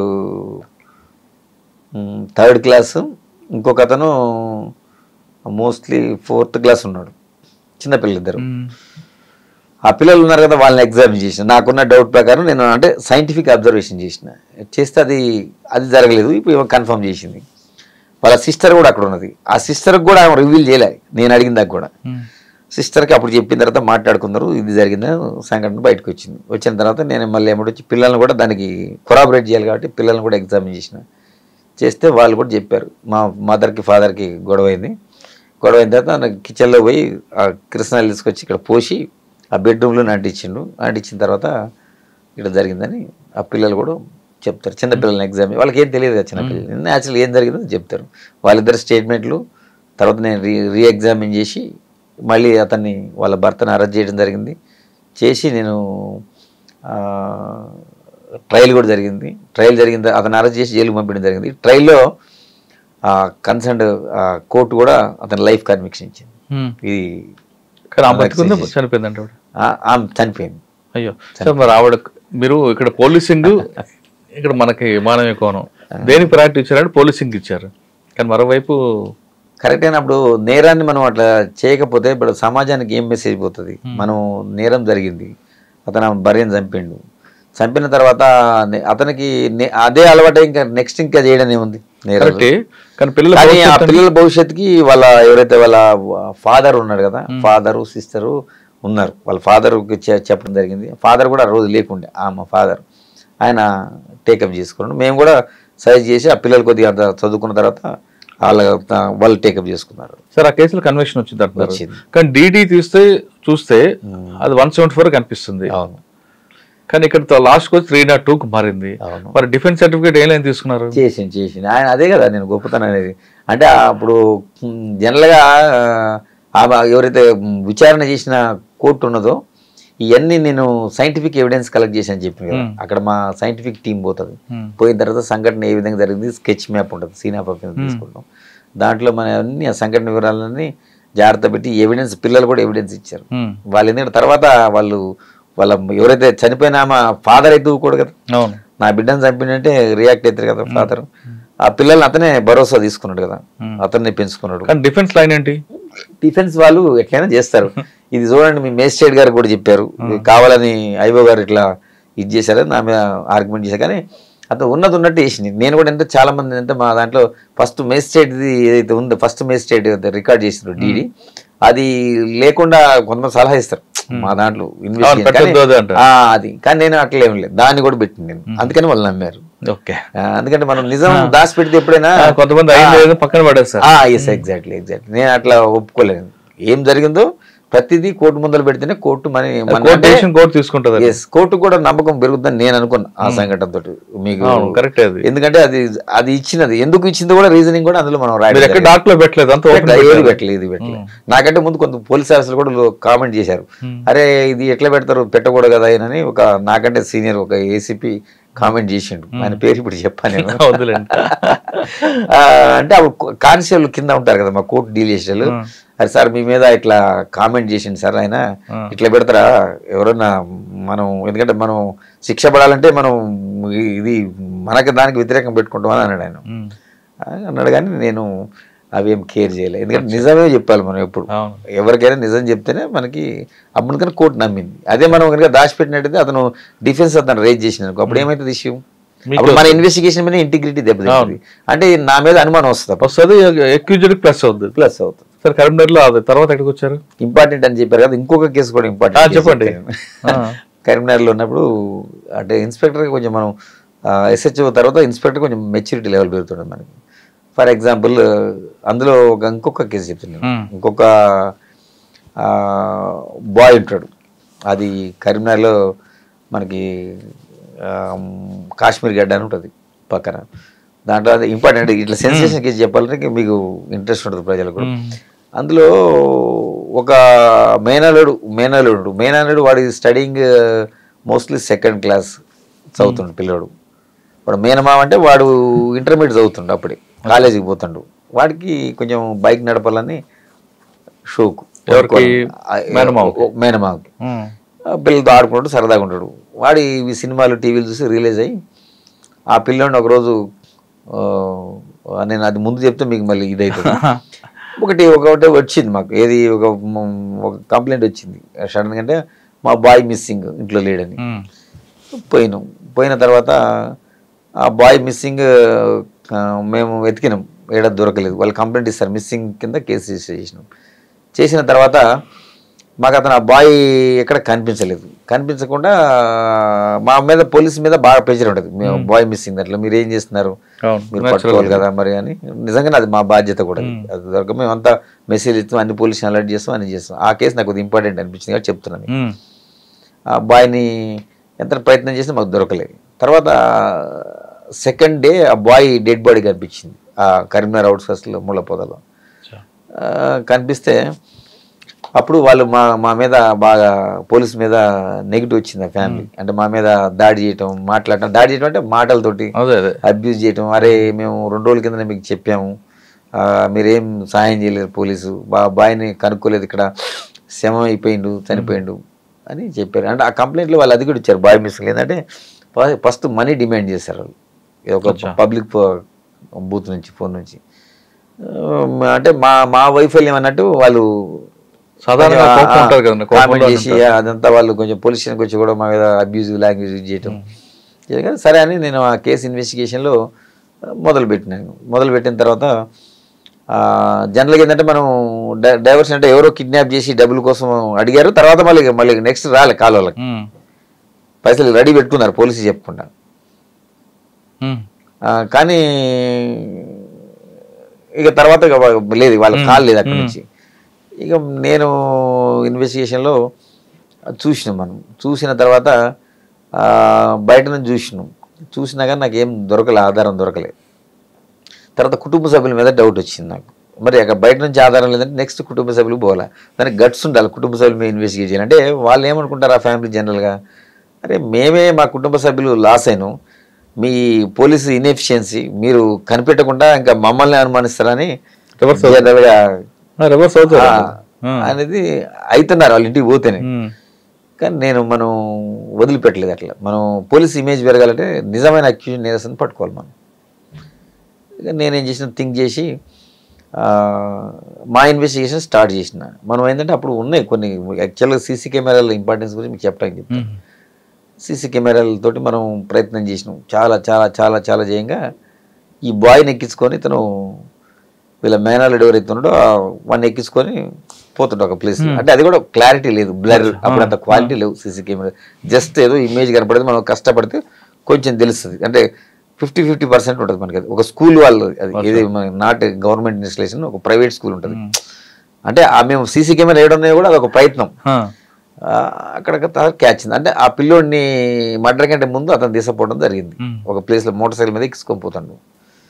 అంటే ఎక్కించుకొని పోవచ్చు కానీ అతన్ని మనం పట్టుకొని మాట్లాడలేము, ఎందుకంటే పిల్లోడిని జనరల్గా ఎక్కించుకోకపోవడం తప్పులేదు కదా, అతని మీద డౌట్ రాదు కదా ఎవరికి. కాకపోతే అతని క్యారెక్టర్ స్టడీ చేసిన ఒక 2 days.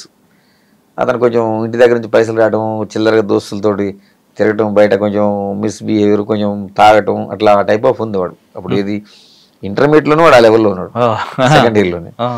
డౌట్ వచ్చి వన్ నైట్ మేము మా పాయింట్ ఆఫ్ వ్యూ ఏం చేస్తాం, బయట పికప్ చేసిన వాడిని. ఇంటి దగ్గర పోయే పరిస్థితి ఉంటుంది, అంటే ధైర్యం కావాలి నాకు కూడా, ఎందుకంటే ఇప్పుడు అప్పటికే వాళ్ళ కుటుంబ సభ్యుల్లో లాస్ అయిండు, సేమ్ వాళ్ళ మేనల్లుడు అంటే వాళ్ళు కూడా ఒప్పుకోరు.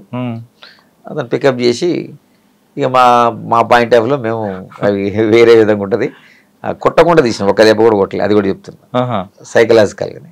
అంటే సీసీ కెమెరా చూపించుకుంటూ మాట్లాడాను. తర్వాత అది ఫస్ట్ డినై చేస్తాడు, చేసినా అతను ఆన్సర్ చేయాలి కదా, హ్యాస్ టు ఆన్సర్, నీకేం కాదు నేను చెప్తామని. సరే కొన్ని రకరకాలు ఉంటాయి అంటే మనం హ్యూమన్ సైకాలజీ బిఎడ్లో కూడా చదివి ఉంటుంది, మీకు తెలిసి ఉంటుంది. ఆ హ్యూమన్ సైకాలజీ అంటే కొడితే పెద్ద విశేషం కాదు, మేము ఎవరిని కొట్టలే, కారు మనం బై క్వశ్చనింగ్ ఇంట్రాగేషన్.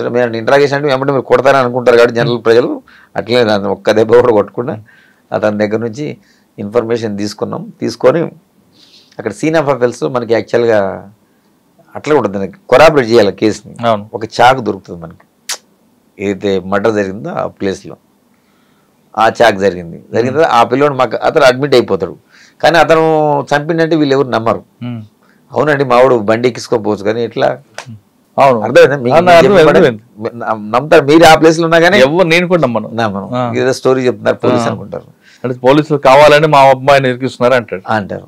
అప్పుడు నేనేం చేసిన, ఇప్పుడు ఆ scene of offence videography photography అన్ని చేసిన ఫస్ట్ మర్డర్ అయినప్పుడు ఆ సీన్ లో మనకు ఒక చాకు దొరుకుతుంది, కూరగాయలు కట్ చేసే చాకు. అది ఎవరిదంటే ఆ పిల్లగాడి ఇంట్లో చాక్. అది మేము ఒక 4-5 చాకులు అక్కడ ప్లాన్ చేసి వాళ్ళ అమ్మని పిలిపిస్తాం, ఎవరైతే విక్టిమ్ ఉందో పిలిపించి చూపిస్తాం ఇవన్నీ చాకు, ఇది ఎవరి అమ్మ ఈ చాకులు అండి. అందులో నుంచి ఒక చాకు తీసి ఇది మాది అంటది. ఎన్ని రోజులు అయితే మిస్ అయిందంటే ఆ పిల్లగాడి వెళ్ళి నుంచి కనపడట్లేదు, ఇదే చాకుని వీడు తీసుకుపోయి అక్కడ మర్డర్ చేసిన తర్వాత ఎంత తెలికల నేరస్తుడు కూడా కొన్ని వస్తువులు అక్కడ వదిలిపెడతాడు, అంటే క్లూ వస్తాడు.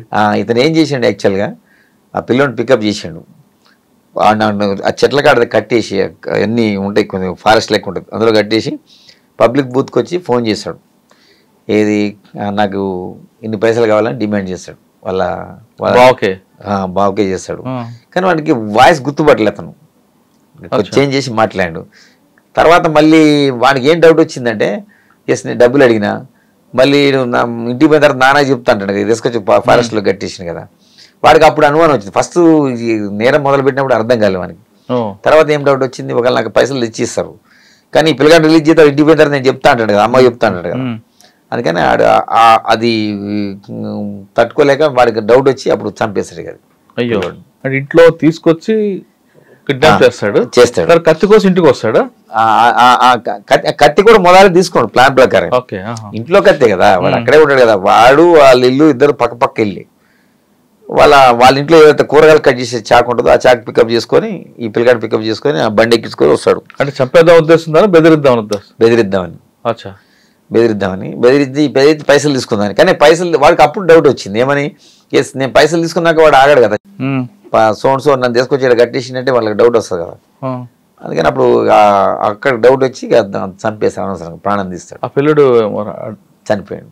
అయ్యో కాదండి, పిల్లడు చంపొద్దు అని అంటాడు కదా మేనమామ కదా. అవును, అయినా కానీ వాడు థ్రోట్ కట్ చేసి చంపేశాడు పిల్లడు.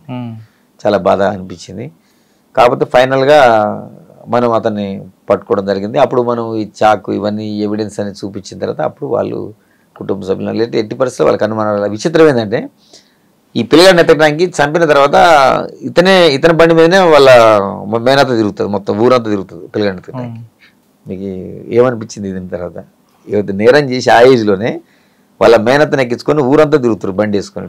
కదండి చిన్నపిల్లాడు, మా అమ్మ వద్దన్న కొట్టడానికే చేతులు రావు కదా. వాడి తర్వాత వాడికి కన్విక్షన్ వచ్చిందండి.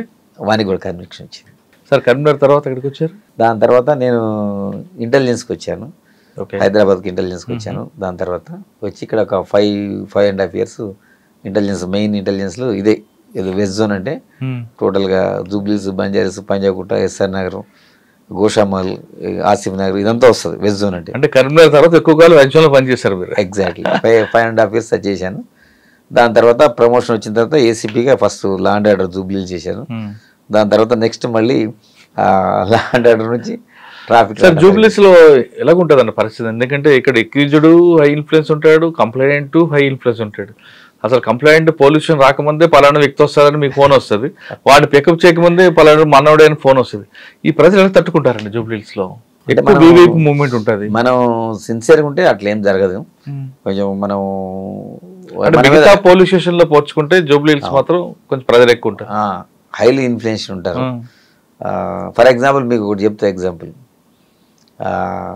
అంటే అది జనరల్గా ఏంటంటే మనం ఇన్వెస్టిగేట్ ఇక్కడ ఆఫీసర్స్, అప్పుడు మన సివి ఆనంద్ సార్ మాకు సిపి హైదరాబాద్ సేమ్ సారే ఉండే అప్పుడు. మధ్యలో తర్వాత సార్ ట్రాన్స్ఫర్ అయిన తర్వాత మన ఎలక్షన్ టైంలో సార్ మారిండే అప్పుడు. సో మారి ఈసారి సందీప్ చాండిలే సార్ వచ్చారు. ఆ సార్ తర్వాత మళ్ళీ నెక్స్ట్ శ్రీనివాసరెడ్డి సార్ కూడా వచ్చారు. ఆ సార్ పీరియడ్ కూడా చేశాను.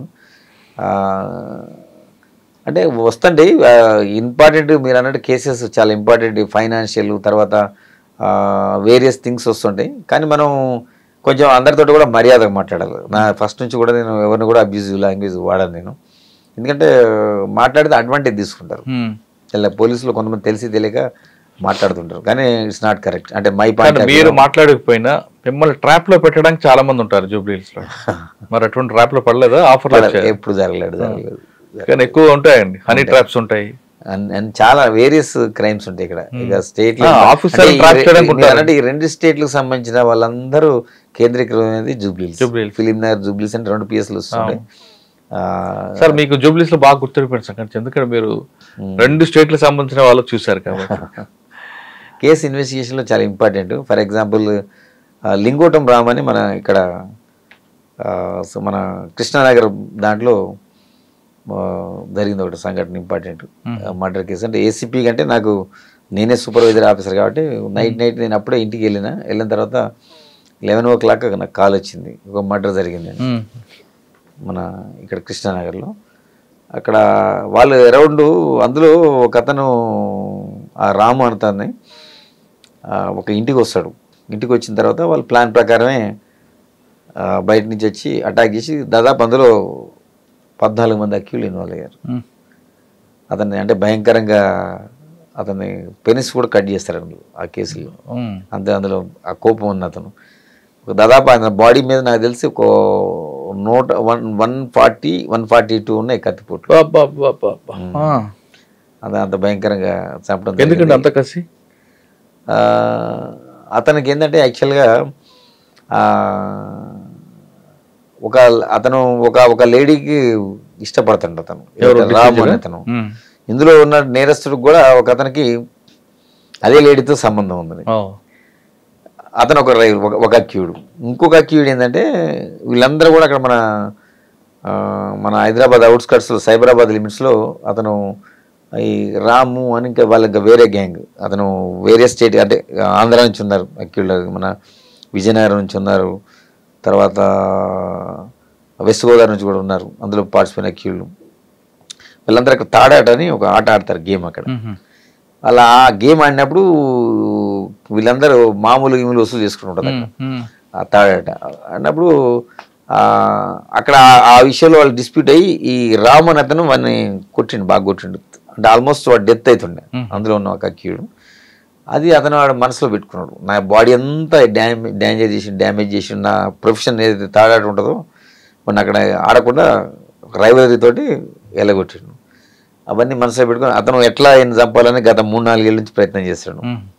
ఇతను కూడా వీళ్ళందరూ ఆ లేడీ ఇంటికి వచ్చేటోళ్ళు, సోకాళ్ళుగా రివీల్ చేయడం. కానీ వచ్చినప్పుడు వాళ్ళ ఫ్రెండ్స్ ఎట్లయినా అతను చంపాలని ప్లాన్ వేసుకుంటారు. కలిపింది అమ్మాయి. Yes, exactly.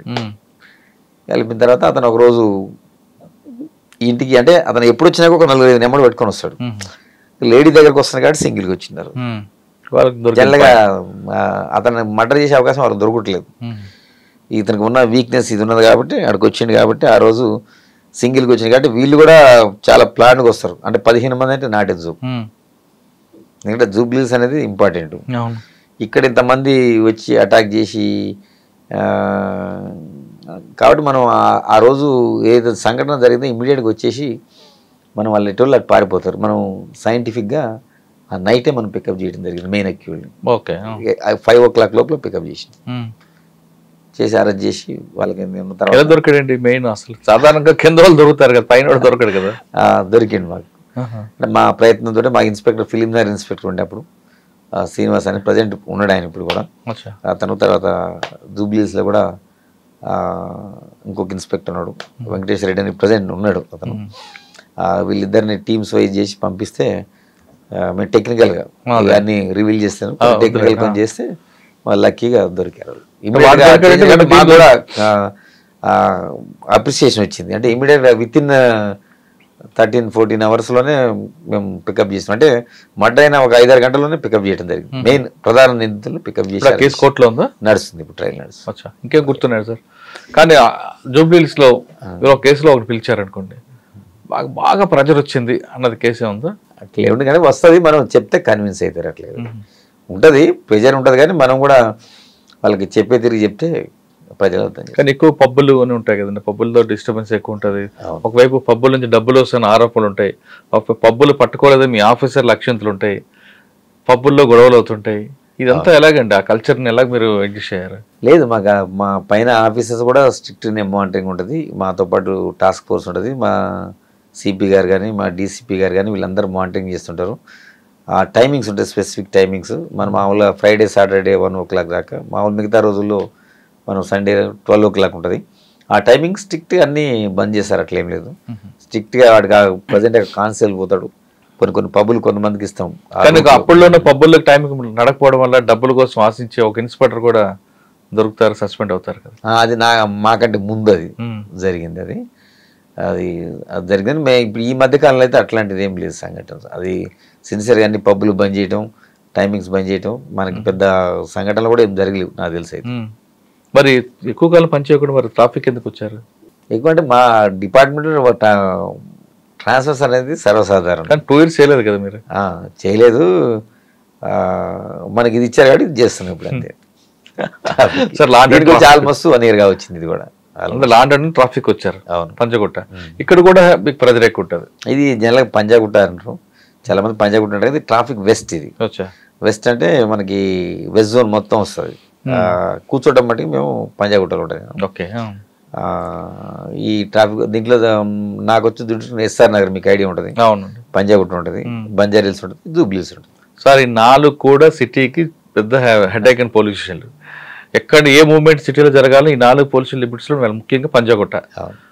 ఒకవైపు వివిఐపి మూవ్మెంట్ ఉంటుంది, ఒక పబ్లిక్ ఉంటుంది, ఇంకా పీక్ స్టేజ్లో అసలు చెప్పలేని బాధ ఉంటుంది. ఒకసారి ఒక జామ్ అయిందంటే 2-3 కిలోమీటర్లు ఈజీగా ఆగిపోతుంది. ఎలాంటి దీన్ని కంట్రోల్ చేస్తున్నారు ఇక్కడ? మెయిన్ నేను ఫస్ట్ మీకు అడిగాను, మీకు పబ్లిక్ ట్రాఫిక్ సెన్స్ ఉందా లేదా? ఉన్నది, హైదరాబాద్లో ఉన్నది. నేను వేరే సిటీస్ కూడా నాకు ఐడియా ఉన్నది, తిరిగాను. మనం అనుకుంటాం కానీ హైదరాబాద్లో మంచిగా ఉన్నది. ఇంతకుముందు మా సిపి ఆనంద్ సార్ కూడా చాలా ఎక్స్పీరియన్స్డ్ థింగ్, ఎందుకంటే ఆ సార్కి ట్రాఫిక్ మీద చాలా ఆయన ట్రాఫిక్ లో 4 years చేశారు. ఎస్, ఎగ్జాక్ట్లీ అవగాహన ఉంది. మాకు చాలా వ్యాలిడ్ పాయింట్స్ చెప్తారు. అదేవిధంగా మా ట్రాఫిక్ అడిషనల్ కమిషనర్ విశ్వప్రసాద్ గారు, అదేవిధంగా ప్రజెంట్ డీసీపీ గారు రాహుల్ రెడ్డి గారు, వీళ్ళందరూ కూడా టీం వర్క్. మాకు ఏదన్నా సజెషన్స్ తనకున్న ఎక్స్పీరియన్స్ తోటి. మీకు వాళ్ళ సుపీరియర్స్ ఎలాంటి గైడెన్స్ ఇచ్చినా మీరు ఇంప్లిమెంట్ చేసినా పబ్లిక్ సపోర్ట్ లేకపోతే మీరేం చేయగలరు? ఉన్నది, అట్లేం లేదు. పబ్లిక్ సపోర్టు కూడా ఉన్నది. ఎందుకంటే అవేర్నెస్ ప్రోగ్రామ్స్ మనం చాలా ఆర్గనైజ్ చేయడం జరుగుతుంది. ఫర్ ఎగ్జాంపుల్ మీరు అన్నారు ఇంతకుముందు కొన్ని విషయాలు. ఇప్పుడు రైనీ సీజన్ చాలా డేంజర్. మిగతా సీజన్ల కంటే కూడా రైనీ సీజన్ తీసుకుందామండి. వర్షం పడిందంటే ముందు నిమ్స్ జామ్ అవుతుంది. అవును, మీకు పెద్ద ప్యాక్ అనిపిస్తుంది. మరి ఎలా దాన్ని కంట్రోల్ చేస్తారు? అవును, ఈ మధ్య గారు మన ఈ నూతన ప్రభుత్వం వచ్చిన తర్వాత సీఎం గారు కొంత ఇనిషియేషన్ తీసుకున్నారు. ఇప్పుడు మనకి నిమ్స్ దగ్గర మీరు అన్నారు కదా, ఆ కేసీపీ అని ఉంటుంది, అదే రాజ్భవన్ ముందు ఉంటుంది. అవి పెద్ద ఇప్పుడు సీఎం సార్ రావడం వచ్చిన తర్వాత అవి చూసి అక్కడ వాటర్ హెవీగా వచ్చిన తర్వాత అంతా దానికి ఏం చేసిన కనెక్టివిటీ పెద్ద మీకు తెలియదు, చాలామంది తెలియదు. అది ఇప్పుడు నెక్స్ట్ రైనీ సీజన్లో అట్లా అయ్యే అవకాశం ఉండదు. ఎందుకంటే సంపు కట్టారు, చాలా పెద్ద హెవీ సంపులు కట్టారు మీ కేసీపీ కింద అండర్ గ్రౌండ్ కట్టి. వర్షం నీరంతా వచ్చి అది కనెక్టివిటీ అయ్యి మళ్ళీ హుస్సేన్ సాగర్ పోయేటట్టు అండర్ గ్రౌండ్ పైపులు కూడా వేయడం జరిగింది. తర్వాత సెక్రటరీ దగ్గర కట్టారు. మీరు అయితే ఈ సంవత్సరం ప్రాబ్లం ఉండదు అంటున్నారు. అది అమీర్పేట కూడా సేమ్ ప్రాబ్లం ఉంటుంది. కొంచెం ముందుకు వెళ్ళాక ఈఎస్ఎస్ సేమ్ ప్రాబ్లం ఉంటుంది. అమీర్పేట మనకి ఉన్నది. ఫర్ ఎగ్జాంపుల్ అమీర్పేట మీరు అన్నది కరెక్ట్. అది యూసుఫ్ కూడా వచ్చేది ఉంది కదా, అది మైత్రివనం దగ్గర కూడా మనకి అవుతుంది. అక్కడ మైత్రివనం కన్నా ముందు మీకు అమీర్పేట బస్ స్టాండ్ దాటిన తర్వాత ఒకటి ఉంటుందండి. అమీర్పేట అంటే టువర్డ్స్ మీరు ఎర్రగడ్డ వైపు అన్నారా? ఇటు అమీర్పేట నుంచి పంజాగుట్ట వైపు? పంజాగుట్ట వైపు.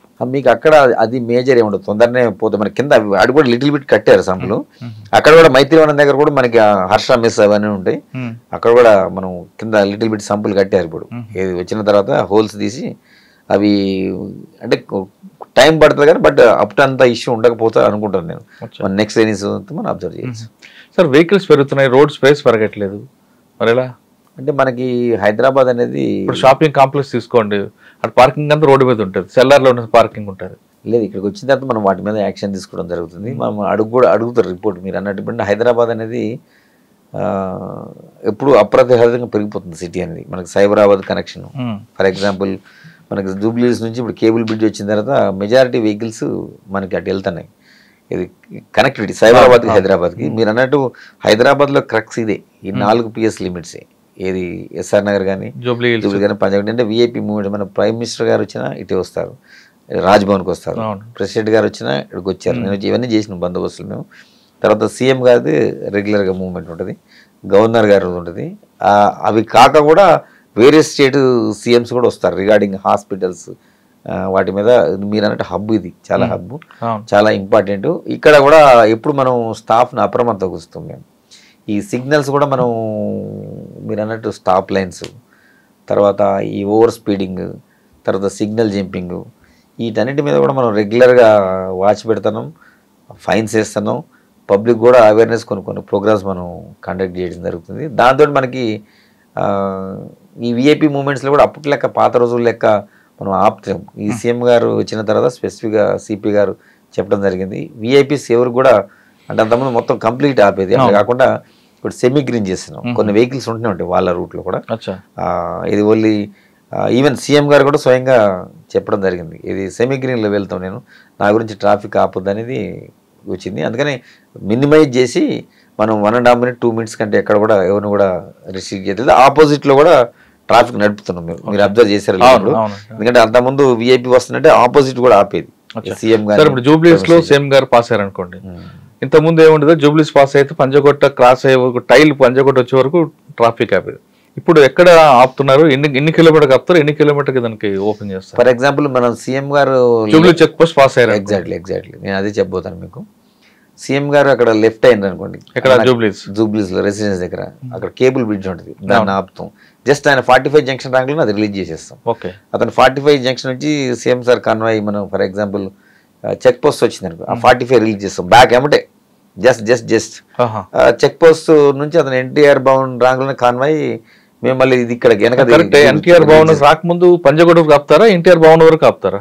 ఎన్టీఆర్ భవన్ వరకు అంటే ఒక్కొక్క జంక్షన్ ఆపుతున్నాం. 4-5 జంక్షన్ ఎగ్జాక్ట్ 4-5 జంక్షన్లు నాకు తెలిసి ఒక 10-15 నిమిషాలు ఆపేదా. ఇప్పుడు నాట్ 1.5 minutes 2 minutes అంతే. అది కూడా జంక్షన్ టు జంక్షన్. సేమ్ గారు కూడా కోఆపరేట్ చేస్తున్నారు బాగా ఎందుకంటే ప్రజలు బాగా ఇబ్బంది పడుతున్నారు. దీన్ని ఆపటం వల్ల మినిమైజ్ చేయాలి. అవసరమైతే నేను ట్రాఫిక్లో కూడా పోతాను ఒక్కోసారి. సార్ మమ్మల్ని ఎప్పుడైనా ట్రాఫిక్లో వెహికల్స్ వచ్చినా కానీ సీఎం గారు అది ఇప్పుడు ఉదయం 8 గంటలకు డ్యూటీ ఎక్కారు మీ వాళ్ళు. అసలు ట్రాఫిక్ పోలీస్ అనేది ఫేస్ ఆఫ్ పోలీస్. ఫస్ట్ మనం అక్కడ నుంచి స్టార్ట్ అవుద్ది. మిగతా లా అండ్ ఆర్డర్ అనేది సెకండరీ ఉంటారు. Face of police and traffic. అటువంటి ట్రాఫిక్ వాళ్ళకి మీ మెన్ గురించి పొద్దున్న డ్యూటీకి మధ్యాహ్నం 8 hours దాటిన తర్వాత 8 hours దిగిపోవడానికి ఉంటుంది. వాళ్ళు ఒక్కొక్కసారి 12 గంటలు చేస్తారు, 14 గంటలకు చేసే రోజులు కనిపిస్తాయి. వాళ్ళకి ఫస్ట్ వచ్చినప్పుడు ఉన్నంత బలం క్రమేపీ తగ్గుతుంది. ఏ మనిషికని తగ్గుతుంది, అందులో వాళ్ళకి ఇంకా ఎక్కువ తగ్గుతుంది. రకరకాల హారన్లు, రకరకాల వ్యక్తులు, రకరకాల మనుషులు, ఆర్గ్యుమెంట్స్. వాళ్ళు ఆ స్టేజ్కి వచ్చిన తర్వాత ఏదో ఒక వ్యక్తి చిన్న తప్పు చేశాడు అనుకోండి, వెంటనే వాళ్ళకి ఛార్జ్ మేము ఇవ్వడం ఎంతవరకు న్యాయం అంటారు? అంటే ఇప్పుడు మనకి ఏంటంటే ఇప్పుడు మిగతా ఇప్పుడు అదే చెప్తున్నాను. ఇప్పుడు లా అండ్ ఆర్డర్లో ఉన్నది అనుకోండి, టైమింగ్స్ ఏమి ఉండదు. ఏదైనా ఇష్యూ అయితే ఇమీడియట్గా ఎనీ టైం రావాల్సింది. ఇక్కడ మన ట్రాఫిక్ ఏంటంటే మీరు అన్నట్టు కొంత సిపి గారు అది ఆలోచన చేసుకొని వాళ్ళకి ప్రభుత్వాన్ని కన్విన్స్ చేసి 30% శాలరీ కూడా వాళ్ళకి ఎక్కువ. మార్నింగ్ 8 to 2 o'clock ఉంటుంది వాళ్ళకి డ్యూటీ. తర్వాత వాళ్ళు దిగి వెళ్ళినంటే నెక్స్ట్ డే 2 o'clock అవుతుంది. అంటే మధ్యలో రెస్ట్ కూడా దొరుకుతుంది వాళ్ళకి. కాబట్టి ఏంటంటే ప్రజలకి లాభం చేకూర్చాలంటే వాళ్ళకి రెస్ట్ కూడా చూసుకుంటా మనము సిగ్నల్స్ మీదే ఎక్కువ డిపెండ్ అవుతుంది. Signals functioning important. వీళ్ళు చేసుకుంటుంటారు. ఒకవేళ వీళ్ళున్నాక మనం దానికి తగ్గట్టు మనం అంబరిలాస్ ఈసీపీ గారు ఆలోచన అంబరిలాస్ కూడా కొన్ని ఎరెక్ట్ చేయడం జరిగింది. ఏదైనా కావాలన్నా కూడా దాంట్లో కూర్చొని కొంచెం కరెక్ట్ సార్. మీరు ఎంత చేసినా మంచినీళ్ళు, వాటర్, సమ్మర్లో అయితే వాటర్ బాటిల్ ఇస్తారు, గ్లూకోన్ బాటిల్ ఇస్తారు, బటర్ మిల్క్ కూడా ఇస్తారు, అన్నీ ఇస్తారు. కానీ ఉదయం 8 గంటలకు వచ్చినప్పుడు అంత ఓపిక్గా ఉన్న ఆయన క్రమేపీ తగ్గుతుంది. ఏ మనిషికని తగ్గుతుంది. ఆ టైంలో వచ్చి ఒక ప్రతి వెహికల్ కూడా ఆపితే ఆర్గ్యుమెంట్ ఎక్కువ ఉంటుంది. ఆర్గ్యుమెంట్లో ఎక్కడో కొంచెం బరస్ట్ అవుతారు. అది పట్టుకొని వెంటనే ఛార్జ్ మెమో ఇస్తే వాళ్ళ మొరాలిటీ దెబ్బతింటుంది కదా. ఛార్జ్ మెమో ఏమి ఇయ్యరు. అంటే కంప్లైంట్ చేస్తే దాంట్లో ఇంటెన్సిటీ చూస్తాం మనం. అతను యాక్సిడెంటల్గా అనడా లేకపోతే వేరే విధంగా బిహేవ్ చేసిండా, ఆ ఇద్దరు సందర్భాన్ని మనం విచారణ చేయమంటారు మమ్మల్ని కూడా. అట్లా ఉన్నప్పుడే మనం ఫెరోషియస్ ఉన్న వాళ్ళనే మనం యాక్షన్ తీసుకుంటాం. కానీ ఏదో మీరు అన్నట్టు కొంచెం అలసిపోయి కావాలని ఇంటెన్షనల్గా ఇబ్బంది పెట్టకుండా యాక్సిడెంటల్గా అయినప్పుడు మనం కూడా సాఫ్ట్గా తీసుకుంటాం. వచ్చిన వ్యక్తి ప్రతి వెహికల్ కూడా ఆపగానే ముందు ఆర్గ్యుమెంట్ చేస్తాడు కదా, తప్పు ఒప్పుకొని మాట్లాడు. నీ పేరేం పేరు, నువ్వు ఏ పోస్ట్, నీకు ట్రాన్స్ఫర్ చేస్తా, ఇన్ని రకాలుగా అన్ని ఇరిటేషన్ తెప్పిస్తాడు. పోలీస్ అన్నప్పుడు పేషెన్స్. మీకు ఇటువంటి సంఘటనలు ఎదురయ్యా? జరుగుతుంది. ఆర్గ్యుమెంట్ చేస్తారు. చేసినప్పుడు మేము ఎప్పుడు చెప్తాం, మా స్టాఫ్ కూడా ఎప్పుడు కూడా స్మైలింగ్ ఫేస్ తోటి ఆన్సర్ చేయండి. వాళ్ళు మనకు శత్రువులు కాదు కదా, వాళ్ళు వైలేటర్స్, వాళ్ళు నేరస్తులు కాదు. మా సిపి సార్ పైన చెప్తాడు, నేను కూడా చెప్తా. వాళ్ళంతా రూల్స్ వైలేట్ చేస్తున్నారు, but they are not offenders. బేసికల్గా మనం ఆ కోణంలో వాళ్ళని చూడాలి. ఎవరైతే ఆర్గ్యుమెంట్ చేసే వాళ్ళు దే ఆర్ నాట్ అఫెండర్స్, నేరస్తులు కాదు. మీకు ఈ వర్డ్ అర్థమై ఉంటుంది. వాళ్ళు ఓన్లీ వైలేటర్స్. వైలేట్ చేస్తున్నారు కాబట్టి వాళ్ళని మనం ఎడ్యుకేట్ చేయాలి. మీరు కొంచెం సాఫ్ట్ కార్నర్ వెళ్తారు. వైలేటర్స్ కాదు, వాళ్ళు ఎఫెండర్స్ కాదు, ఓన్లీ వైలేటర్స్. ఇవాళ వైలేటర్ రేపు ఎఫెండర్ అవుతాడు కదా. అయితే అట్లాంటి దాంట్లో మనం కేసు రిజిస్టర్ చేపిస్తాం, మనం దేశంపై కంప్లైంట్ లాడ్జ్ చేపిస్తాం. అన్నెసెసరీగా మనం ఫిజికల్గా ఎవరైనా అటాక్ చేసి, ఫర్ ఎగ్జాంపుల్ మీరు డ్రంక్ అండ్ డ్రైవ్ ఉంటుంది, పోలీస్ మేజర్గా మోర్ ఇంపార్టెంట్. డ్రంక్ అండ్ డ్రైవ్లో కూడా కొంతమంది మీరు అన్నట్టు ఆ కోణంలో బాగా ఇబ్బంది పడతారు, హై లెవెల్ పోతారు. పోయినప్పుడు అందుకనే మాకు అందరు కూడా కెమెరాస్ ఉంటాయి, బాడీ ఓన్ కెమెరాస్ ఉంటాయి, అందులో రికార్డ్ అవుతుంది ప్రతిదీ. ఎగ్జామిన్ చేస్తాం. అతను తాగిన దిగిపోయిన తర్వాత అతనికి తెలిసిపోతుంది. అప్పుడు కొద్దిసేపు సార్ ఒక సంగతి చెప్పండి, ముందు తాగినప్పుడు ఆవేశం నుండి తాగిన తర్వాత దిగిపోయిన తర్వాత ఎలా మాట్లాడు అంటే పేరు రివీల్ చేయకుండా చెప్పండి ఒకటి. నేను చూసిన పెద్ద వాళ్ళు కూడా మంచిగా. నేను రీసెంట్గా ఒక డాక్టర్ చూసిన, అతను డాక్టరే. 31st అప్పుడు దొరికిండు. డ్రంక్ అండ్ డ్రైవ్లో దొరుకుతారు. డ్రంక్ అండ్ డ్రైవ్ మీరు అన్నిటికంటే డేంజర్, అంటే మీరు ఇంతకుముందు కూడా మాట్లాడుకున్నాం మనం, అన్నిటికంటే డేంజర్ డ్రంక్ అండ్ డ్రైవ్. ఎందుకంటే అతను డ్రంక్ చేసిన తర్వాత అతనికి పని చేయదు, అంటే కొంచెం అదొక స్టేటస్లో పోతాడు. అప్పుడు డ్రైవ్ చేస్తే ఇప్పుడు నా పిల్లలు ఉండొచ్చు, మీ పిల్లలు ఉండొచ్చు, మన కుటుంబ సభ్యులు ఇంకెవరైనా కావచ్చు, వాళ్ళు ఏం చేయని తప్పుకి ఇతను చేసిన ర్యాష్ డ్రైవింగ్ తోటి బలైపోతే ఒక లైఫ్ పోతుంది. మనిషి ఇంకేదైనా మనం తెచ్చేది కదా, లైఫ్ అనేది తెచ్చేయలేము. అందుకనే ప్రభుత్వాలు కూడా ఆలోచించి డ్రంక్ అండ్ డ్రైవ్ సీరియస్ స్ట్రిక్ట్గా ఇంప్లిమెంట్ చేస్తున్నారు. కాబట్టి నేను చెప్తున్నా, చదువుకున్న వాళ్ళు, ఎడ్యుకేటెడ్, అంతా నాలెడ్జ్ ఉన్న వాళ్ళు కూడా కొన్ని తప్పులు చేస్తుంటారు. అతను ఇట్లా చేస్తుంటారు కొంతమంది. ఏంటంటే అక్కడ దాకా డ్రైవింగ్ చేసుకుంటూ వస్తారు. వచ్చిన తర్వాత ఆ పోలీస్ ఆడు చెక్ చేస్తుందంటే అమ్మటే వాళ్ళ వైఫ్ను కూర్చోబెడతారు, దాగపోతే చేంజ్ చేస్తారు. మేమేం చేస్తామంటే జనరల్గా వీళ్ళు ఏమనుకుంటారంటే ఇక్కడే చెక్ చేస్తున్నారు అనుకుంటారు, కానీ మేము సీక్రెట్ వెనక కూడా పెడతాం. మేము కొంతమంది పబ్లిక్లో కొంతమంది అక్కడ కెమెరా ఇచ్చి పెడతాం. అట్లా వచ్చి 100 మీటర్లకు అవతల రెండు పెడతాం. అది తెలియదు. అది అంటే నేను ఇంతకుముందు నక్సలిజం కూడా ఎక్స్పీరియన్స్ చెప్తాను కదా. అట్లా వెహికల్ చెకింగ్ చేసినప్పుడు మేము ఆ దూరంగా కూడా పెడతాం, వెనకాల కట్ ఆఫ్ అంటారు దాన్ని, ఆ కట్ ఆఫ్ లో కూడా పెడతాం. వీళ్ళకి అవేర్నెస్ ఉంటుంది కదా, వచ్చి టక ఆర్గ్యూ చేస్తారు. అప్పుడే నేను నడపలేదు బండి, మా వైఫ్ నడిపింది, అట్లా జరిగింది. నిజంగా నా వైఫ్నే పెట్టింది పాపం. అట్లా ఒకటి కాదు, చాలా చూసి నేను.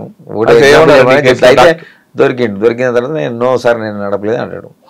మనం బాబు మీరు డాక్టర్ గారు మీరు నడిపారు, ఎందుకు అబద్ధం ఆడతారంటే లేదు సార్ అంటాడు. వాళ్ళ పైన మా సుపీరియర్స్ కూడా కంప్లైంట్ చేస్తారు. వాళ్ళు కూడా మా వాళ్ళు ఏమైనా తప్పు పెట్టారని వాళ్ళకి డౌట్ ఉంటుంది. ఇవాళ రేపు టెక్నికల్ ఆధారాలు ఉన్నాయి. ఫర్ ఎగ్జాంపుల్ మనం ఏం చేస్తాం, సీసీ ఫుటేజ్ కలెక్ట్ చేస్తాం. ఇప్పుడు అతను జర్నీ ఎక్కడ స్టార్ట్ అవుతుంది, ఒక హోటల్ నుంచి స్టార్ట్ అవుతుంది.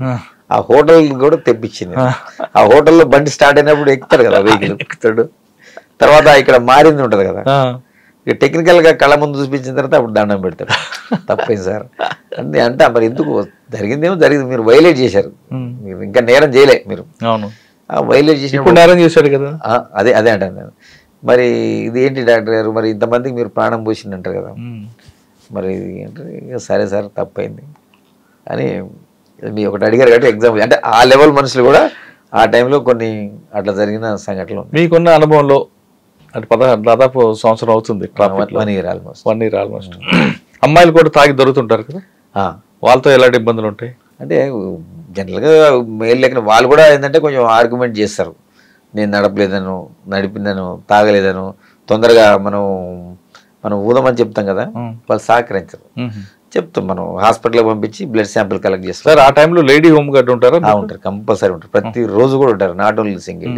ఎందుకంటే ఉమెన్ డీల్ చేయాలంటే కంపల్సరీ ఉమెన్ ఉండాలి, వాళ్ళని చెక్ చేయాలన్నప్పుడు ఉమెనే చేస్తారు కంపల్సరీ. కానీ కొంతమంది అమ్మాయిలు తాగిన తర్వాత పోలీసులు మమ్మల్ని అడ్డుకున్నారు, మిస్బిహేవ్ చేస్తారు, ఉల్టా కంప్లైంట్ ఇస్తుంటారు కదండి. అందుకని మన దగ్గర బాడీ ఓన్ కెమెరాస్ ఉంటాయి కదా, అప్పుడు ఆ కొద్దిసేపు ఆర్గ్యుమెంట్ చేస్తారు. మన కెమెరా చూపించిన తర్వాత వాళ్ళు ఏం మాట్లాడారు, దిగిపోయిన తర్వాత ఎలా ఉంటారండి వీళ్ళందరూ? మందు దిగిన తర్వాత ఎలా ఉంటారు మీ దగ్గర? అప్పుడు బదిలాడుతుంటారు. మందులో ఉన్నప్పుడు కొంచెం తర్వాత పిల్ల తప్పదు కదా, మనం వైలేషన్ చేశారు. సార్ సాధారణంగా మీరు దొరకకుండా తాగిన తర్వాత దొరకకుండా వెళ్ళాలంటే ఏం చేయాలి? అంటే ఎంత తాగమని అర్థం, దొరకకుండా కాదు. యాక్చువల్ బిఎస్సి ఉంటుంది మనకి. యాక్చువల్గా మనం 35 వచ్చిన దాకా కూడా మనం వాళ్ళని మనం ఏం బుక్ చేయం. 35 ఒక బీర్ తాగితే 60 వస్తుంది కదా సార్. అంటే అది బాడీ టు బాడీ వేరియేషన్ వస్తుంది మీరు అన్నట్టు. అది మనం సైంటిఫిక్ గా ఫిక్స్ చేశారు హ్యూమన్ మనిషిని బట్టి, మనలో బాడీ హీట్ బట్టి కూడా ఎందుకంటే ఇప్పుడు దాని తర్వాతే వాడు బ్రెయిన్ కరెక్ట్ గా ఉండదు, అప్పుడు యాక్సిడెంట్ చేసే అవకాశం ఉంటుంది అని చెప్పేసి మనం అక్కడికి ఫిక్స్ చేశారు దాన్ని. 35 వచ్చినా కానీ మీకు ఏం పంపించేస్తారు. 36 వచ్చింది అనుకో తప్పదు బుక్ చేస్తారు. కానీ కొంతమంది 70, 80, 90 వస్తుంటాయి. అంటే దాన్ని బట్టి ఉంటుంది. మనం మీరు అన్నట్టు అక్కడ కోర్టుకు పంపించిన తర్వాత మనకి 200 క్రాస్ అయింది అనుకోండి, 100 క్రాస్ అయింది అనుకోండి, అప్పుడు 2-3 రోజులు జైలు శిక్ష పెరుగుతుంది. అప్పుడు మనకి 100 లోపు అయితే వాళ్ళకి జస్ట్ మేజిస్ట్రేట్ కూడా ఫైన్ వేస్తారు. సార్ కొంతమంది ఆర్గ్యుమెంట్ ఏం చేస్తారంటే, నేను ఉదయం తాగాను పోలీసులు రాత్రి చెక్ చేశారు, లేదు నిన్న తాగాను ఇవాళ రాత్రి చెక్ చేశారు, నేను ఇవాళ అసలు తాగలేదు అంటారు. అంటే నిన్న తాగింది కూడా బాడీలో ఉంటుందా? ఉంటుంది. కొంతమందికి ఉంటుంది. కొంతమంది బీర్ తాగేవండి, బీర్లో వాటర్ కలుపుకొని తాగి ఆయన పట్టుకున్నారంటారు. ఆయన మిషన్ ఇంపార్టెంట్ కదా, మన బ్రీత్ అనలైజర్ ఇంపార్టెంట్. ఇప్పుడు అతను చెప్పడం ఆర్గ్యుమెంట్ వేరు, మన బ్రీత్ అనలైజర్ లో వస్తే మనమేం కూడా ఏం చేయలేదు కదా, రికార్డెడ్ అది. ఒకసారి వేసిన తర్వాత మనకి ఆన్లైన్ వెళ్ళిపోద్ది. నేను తర్వాత కొంతమంది ఆర్గ్యుమెంట్ ఏం చేస్తారంటే, భార్య ఇంట్లో తాగితే భార్య కొడుతుంది, బయట తాగితే మీరు పట్టుకుంటారు, మరి ఎక్కడ తాగాలి అని క్వశ్చన్ వచ్చింది. అందుకని మనం చెప్తున్నాం కదా, ఇప్పుడు తాగమని ప్రభుత్వం అనుమతి ఇచ్చింది, కరెక్ట్, ప్రభుత్వానికి ఆదాయం వస్తుంది అంటారు. అది నిజమే. ఇప్పుడు మీరు చెప్పింది వాస్తవమే, కానీ ఇప్పుడు ఏం చేయమని చెప్తున్నాం మనం, నువ్వు ఉన్నప్పుడు డ్రైవర్ని ఎంగేజ్ చేసుకోవాలి. అంత డబ్బులు ఎదురుంటే నేను ఎందుకు క్వార్టర్ తాగుతానంటాడు. అట్లాంటప్పుడు ఇంట్లోనే తాగాలి. ఇంట్లో తాగితే పెళ్ళం కొడుతుంది కదా. కరెక్ట్ గా అట్లా నేరం చేస్తే వేరే వాళ్ళు బలైపోతారు కదా, ప్రాణం పోతుంది కదా. మీరు అన్నది నిజమే. అది వాళ్ళు జనరల్ గా సరదా ఆర్గ్యుమెంట్ చేయడానికి పనికి వస్తుంది. అంటే సరదా కాదండి, కొంతమంది ఆ రోజు మందు వేస్తేనే బాడీ పనిచేస్తుంది. అంటే రోజు కష్టపడి ఉంటాడు, అలసిపోయి ఉంటారు, తాగితే నిద్ర వస్తుందని కొంతమందికి దానికి అడిక్ట్ అయి ఉంటారు.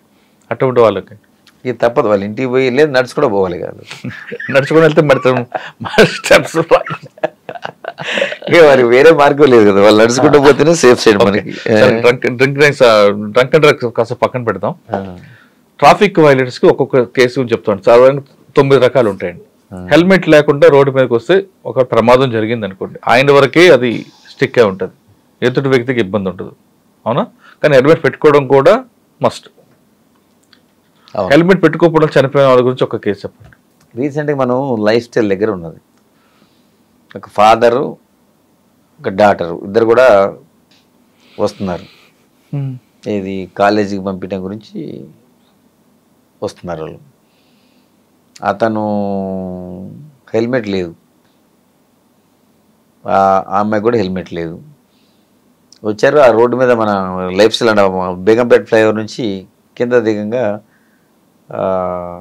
పడిపోయారు. పడిపోయిన తర్వాత వెనక నుంచి వేరే 4 వీలర్ వచ్చింది, వాళ్ళకి తెలియదు కదా. ఇతను పడిపోయిన తర్వాత కింద పడిన తర్వాత అమ్మాయి అడ్డుపడ్డది, ఫాదర్ వచ్చి పడ్డాడు. ఆ అమ్మాయి మీద నుంచి పోయింది అది వెహికల్. అందుకే నేను ఇచ్చే సలహా ఏంటంటే, నాట్ ఓన్లీ డ్రైవింగ్ చేసే కంటే పైలట్ రైడర్ కూడా పెట్టుకోవాలి కంపల్సరీ. పెట్టుకుంటే అన్నిటికంటే మన లైఫ్, మన బాడీలో ఇంపార్టెంట్ హెడ్. ఇప్పుడు అదే హెల్మెట్ పెట్టుకుని ఉన్నాను అనుకోండి, అట్లా బతికిన సంఘటనలు కూడా ఉంది, నేను చూసిన ప్రత్యక్షంగా. సింపుల్ ఇంజరీస్ అయితే మన లైఫ్ సేవ్ చేసుకోవచ్చు ఫస్ట్. కానీ కొంతమంది హెల్మెట్ పెట్టుకుంటే హెయిర్ పాడవుతుందని, హెయిర్ ఫాలింగ్ అవుతుందని, ఇటువంటి రీజన్స్తో పెట్టుకోరండి. హెల్మెట్ ఉందని ఉంటుంది, బండి డిక్కీలో ఉంటుంది, లేదా ఇంట్లో ఉంటుంది. అవును, కరెక్ట్, మీరు చెప్పింది వాస్తవం. ఈ మధ్య రీసెంట్ కొంతమంది డాక్టర్స్ కూడా చెప్పారు నాకు తెలిసి, కొంతమంది మన ఇంపార్టెంట్ డాక్టర్ చెప్పారు అది తప్పు. అది హెల్మెట్ పెట్టుకోవడం వల్ల మనకి హెయిర్ ఫాల్ అనేది సైంటిఫికల్లీ నాట్ ట్రూ అని చెప్తున్నారు. దానికి మనం వేరే అది కారణంతో చెప్తున్నారు, అది సైంటిఫిక్ నాట్ ట్రూ అంటే. హెల్మెట్ కూడా వెహికల్ రోడ్డు మీదకి వచ్చిందంటే ఖచ్చితంగా హెల్మెట్ ఉండాలి, ఉంటేనే పైలట్ డ్రైవర్ ఇద్దరు కూడా. ఇద్దరు ఉంటేనే బెస్ట్ అది. Right sir. కానీ ఇక్కడి వరకు వెళ్తాం అని వస్తుంటారు, హెల్మెట్ అవసరం అంటారు. అది ఇప్పుడు మన మనిషి జీవితమే క్షణభంగురం అంటారు. ఇప్పుడు ప్రమాదం ఎక్కడ పొంచిందో మనకు తెలియదు. అందుకని అందరికి నేను ఇచ్చే అడ్వైజ్ ఏంటంటే, ఇక అది రిస్క్. మీరు పెట్టుకోకుండా వస్తే ఏమైందంటే, లైఫ్ అయితే ఎవరు తెచ్చిరు, ఏదో ఫైన్ వేస్తారో అది వేరే విషయం, ఫైన్ పేమెంట్ చేస్తారు. ఫైన్ అనేది ఇంపార్టెంట్ కదన్న, ఎవరు లైఫ్కి వాళ్ళే ప్రొటెక్ట్. నీ మీద నీ కుటుంబ సభ్యులందరూ ఆధారపడి ఉంటారు, లేకపోతే మీ పేరెంట్స్ ఆధారపడి ఉంటారు నీ లైఫ్ గురించి. అందుకని లైఫ్ అనేది చాలా ఇంపార్టెంట్ కాబట్టి హెల్మెట్ పెట్టుకోవటం మస్ట్ అంటే వాళ్ళని వాళ్ళు రక్షించుకున్నట్టు అని నేను అనుకుంటాను. Okay sir. సెకండ్, హెల్మెట్లో ప్రమాదం, హెల్మెట్ పెట్టుకో ప్రమాదానికి ఆయన ఒకరే బాధ్యత అవుతాడు, లేదా ఆయన మీద కుటుంబం ఆధారపడి ఉంటుంది, ఆయన నష్టపడతారు. కానీ రాంగ్ రూట్లో రావడం వల్ల ఒక ప్రమాదం జరిగితే ఆయనకి ప్రమాదమే, కరెక్ట్ రూట్లో వస్తున్న ఆయనకి ప్రమాదం జరుగుతాయి. దీనికి సొల్యూషన్ ఏంటి? అందుకని మనం యాక్చువల్గా రాంగ్ రూట్లో వచ్చిన మా సిపి సార్ కూడా ఈ మధ్య సీరియస్గా పెట్టారు. వాళ్ళ వెహికల్ సీజ్ చేయండి, తర్వాత కొంచెం వాళ్ళ కౌన్సిలింగ్ చేయండి అని. ఎందుకంటే మీరు అన్నది చాలా వాస్తవం. అది మనం జూబ్లీ చెక్ పోస్ట్ 2-3 సార్లు అయినాయి సంఘటనలు అక్కడ ఎక్కువ సార్ అసలు. ఎగ్జాక్ట్లీ నుంచి రాంగ్ రూట్లో వస్తుంది. ఎస్, అక్కడ చెక్ పోస్ట్ దగ్గర కొంతమంది ఏంటంటే వైలేట్ చేసి అది మీరు అన్నట్టు సిగ్నల్ జంపింగ్ ఒకటి రాంగ్ డైరెక్షన్ కూడా వస్తుంది. అన్నట్టు స్పెషల్ డ్రైవ్ పెడతాం మేము అక్కడ. కారణం ఎందుకంటే అది ఇంపార్టెంట్ ఏరియా మీరు అన్నట్టు. అట్లా చాలా ప్లేస్లు ఉన్నారు. ఇక్కడ మనం 1/12 విరించి ఉన్నది, అక్కడ కూడా రాంగ్ సైడ్ వస్తారు. ఈ ప్లేస్లో మేము ఒక్కొక్క 1 వీక్ మా పైన ఆఫీసర్ చెప్పాక స్పెషల్ డ్రైవ్ చేపిస్తున్నాం. ఎందుకంటే అవేర్నెస్ మీడియాలో కూడా బాగా సహకరిస్తారు. ఇక్కడ అన్ని మీడియాలో కూడా మనం పబ్లిష్ చేయడం జరిగింది. చాలా కటింగ్స్ వచ్చినాయి పబ్లిక్లో మెసేజ్ వెళ్ళిన. ఇప్పుడు మీరు అన్నది చాలా వాస్తవం. అది ఇప్పుడు అతను సిగ్నల్ జంప్ అయినప్పుడు ఏం చేస్తాడు, అది పడ్డ తర్వాత రెడ్ వచ్చిన తర్వాత పోవద్దు. పోవడం వల్ల ఏమవుతుంది, అవతల నుంచి వచ్చే వ్యక్తి అతను ఏం తప్పు చెప్పినా అతను కూడా బలవుతాడు. మీరు అన్నది నిజం. అది ఇప్పుడు అతను ప్రాణం తీసే హక్కు ఇతనికి ఎక్కడిది లేదు కదా. అందుకని ఇది మనం మీ మీడియా ద్వారా కూడా ఈ అవేర్నెస్ రావాలంటే మేము చెప్తాం. మీడియా కూడా చాలా కీలక పాత్ర పోషిస్తుంది ఈ విషయంలో. ఎందుకంటే అవేర్నెస్ తీసుకురావాలి ఈ ప్రజల్లో, కానీ తర్వాత పేరెంట్స్ కూడా అవేర్నెస్ తీసుకురావాలి. ఆ పిల్లలు ఇట్లా ర్యాష్గా ఇది రాంగ్ సైడ్ డ్రైవింగ్ కానీ ఇది కానీ చాలా అది మీరు చాలా స్పష్టంగా చెప్పారు ఇందాక. వాళ్ళకే కాదు, అనవసరంగా ఎదుటి వాళ్ళు ప్రాణం తీసేయడానికి ఇదవుతుంది. అందుకని మనం ఇంకా మనం తగ్గిస్తున్నాం. బట్ ఇంకా కూడా అందరూ కూడా సమాజం, సొసైటీ, మీడియా అందరూ కూడా సహకరిస్తేనే అది మనం చాలా వరకు తగ్గించుకునే అవకాశం. Okay sir, number 4 triple driving. దానివల్ల మాకే నష్టం జరుగుతుంది, నీకేమిటి అని అడుగుతుంటారు. పడితే మేము పోతాం కదా, నీకెందుకు క్వశ్చన్ చేస్తూ మీరేం చెప్తారు? వాళ్ళకే ఇప్పుడు మనం ఏదైనా వెహికల్ మనకి డిజైన్ చేసినప్పుడు ఏంటంటే 2 వీలర్ అనేది ఇద్దరికి, అది నాట్ 3 పర్సన్స్. మనం వేగంగా పోయినప్పుడు లేదా ఏదైనా అనుకోకుండా ఇక్కడ రోడ్డు మీద గుంటలు ఉంటాయి, అట్లాంటప్పుడు ఏంటంటే ఆ ట్రిపుల్ రైడింగ్ పోయినప్పుడు అంటే వాడు ఆ బండి డిజైన్ చేసిన మోడలే వేరు. ఆ ట్రిపుల్ రైడింగ్ వల్ల దాని కెపాసిటీ కోల్పోతుంది ఆ వెహికల్. దాంతో ఏమైతే ఎక్కడైనా బండి పడిపోయి వాళ్ళ ప్రాణం పోయే అవకాశం ఉంటుంది. వాళ్ళకి అది తెలియదు. అది నేను ఆమె ఎక్స్పర్ట్ వేరు, ఆ బండి డిజైన్ చేసింది దాని గురించి. అంతకంటే ఎక్కువ ఉంటే ఆ బండి ఎక్కడైనా జరిగితే అది స్పీడ్లో కానీ లేకపోతే మనం టర్నింగ్లో కానీ కింద పడిపోయే అవకాశం ఉంటుంది. చాలా మందికి తెలియదు ఆ విషయం. అది మీ ద్వారా కూడా అందరికి చెప్పాలని కోరుకుంటాను. ఓకే సార్, ఇంకా జిగ్జాగ్ జర్నీ, రోడ్ ఖాళీగా ఉన్నా ఏదన్నా ఒక మంచి బైక్ దొరికిందంటే ఇంకా బైక్ వేసుకొని హెల్మెట్ లేకుండా ఒక అమ్మాయి వెనక్కి కూర్చోపెట్టుకొని జిగ్జాగ్ చేస్తారు. అందులో ఉన్న ఎంజాయ్మెంట్ వేరే అంటారు. అటువంటి వాళ్ళకి మీరు ఇచ్చే సమాధానం ఏంటి? అది మీకు తెలుసు, నాకు తెలుసు, అది తప్పు అంట నేను. ఎందుకంటే అట్లా జిగ్జాగ్ మన స్పీడ్గా పోవటం వల్ల వాళ్ళ ప్రాణంతో పాటు ఎదుటి వాళ్ళకు కూడా నష్టం చేసే అవకాశం ఉంటుంది. ఎదుటి వాళ్ళు వెళ్ళిపోతే నాకేంది, నేను బాగా వెళ్తున్నాను కదా అంటాడు. అట్లా కాదు కదా. ఎందుకంటే ఈ సమాజంలో ఇంకొకరిని చెప్పే హక్కు మనకి ఇవ్వలేదు. ఇప్పుడు మీరు మీ ప్రాణం తీసుకున్నా పర్వాలేదు, నన్ను మీ ప్రాణం కూడా కాపాడుకోవాలి. ఎందుకు అనవసరంగా మనకు దేవుడు ఇచ్చిండు, లైఫ్ ఇచ్చిండు, సొసైటీలో మీకు ఒక రోల్ ఇచ్చిండు. ఆ రోల్ నువ్వు పోషించుకోవాలా, నీ తల్లిదండ్రులు హ్యాపీ ఉండాలా, సొసైటీ హ్యాపీ ఉండాలా, మీరు కూడా హ్యాపీగానే ఉండాలి. అది ఉండాలంటే మరి మీరు ఇది తప్పదు, దాన్ని కంట్రోల్ చేసుకొని అట్లాంటి పిచ్చి పనులు చేయొద్దని నేను రిక్వెస్ట్ చేస్తున్నాను మీ ద్వారా కూడా. ఓకే, నెక్స్ట్ కార్ డ్రైవ్ తీసుకుందాం. సీట్ బెల్ట్ మస్ట్ అంటారు. సీట్ బెల్ట్ పెట్టుకుంటే షర్ట్ అని అయిపోతుంది, సీట్ బెల్ట్ పెట్టుకోరు. సీట్ బెల్ట్ పెట్టుకుంటే ఏ విధంగా ఉంటే, పెట్టుకోకపోతే జరిగే నష్టం ఏంటి? ఫర్ ఎగ్జాంపుల్ మీరు చాలా కేసులు చూశారు, నేను చూసిన ప్రత్యక్షంగా, మీడియా సోదరులు కూడా చాలాసార్లు అబ్జర్వ్ చేశారు. సీట్ బెల్ట్ పెట్టుకోవడం వల్ల ఏంటంటే మనం ఎప్పుడు చాలా మందికి లైఫ్ సేవింగ్ అయింది. ఫ్రాక్చర్లు కావచ్చు, వాటి ఫ్రాక్చర్లు అయితే మనం సర్జరీ చేసి ఇది చేసుకోవచ్చు.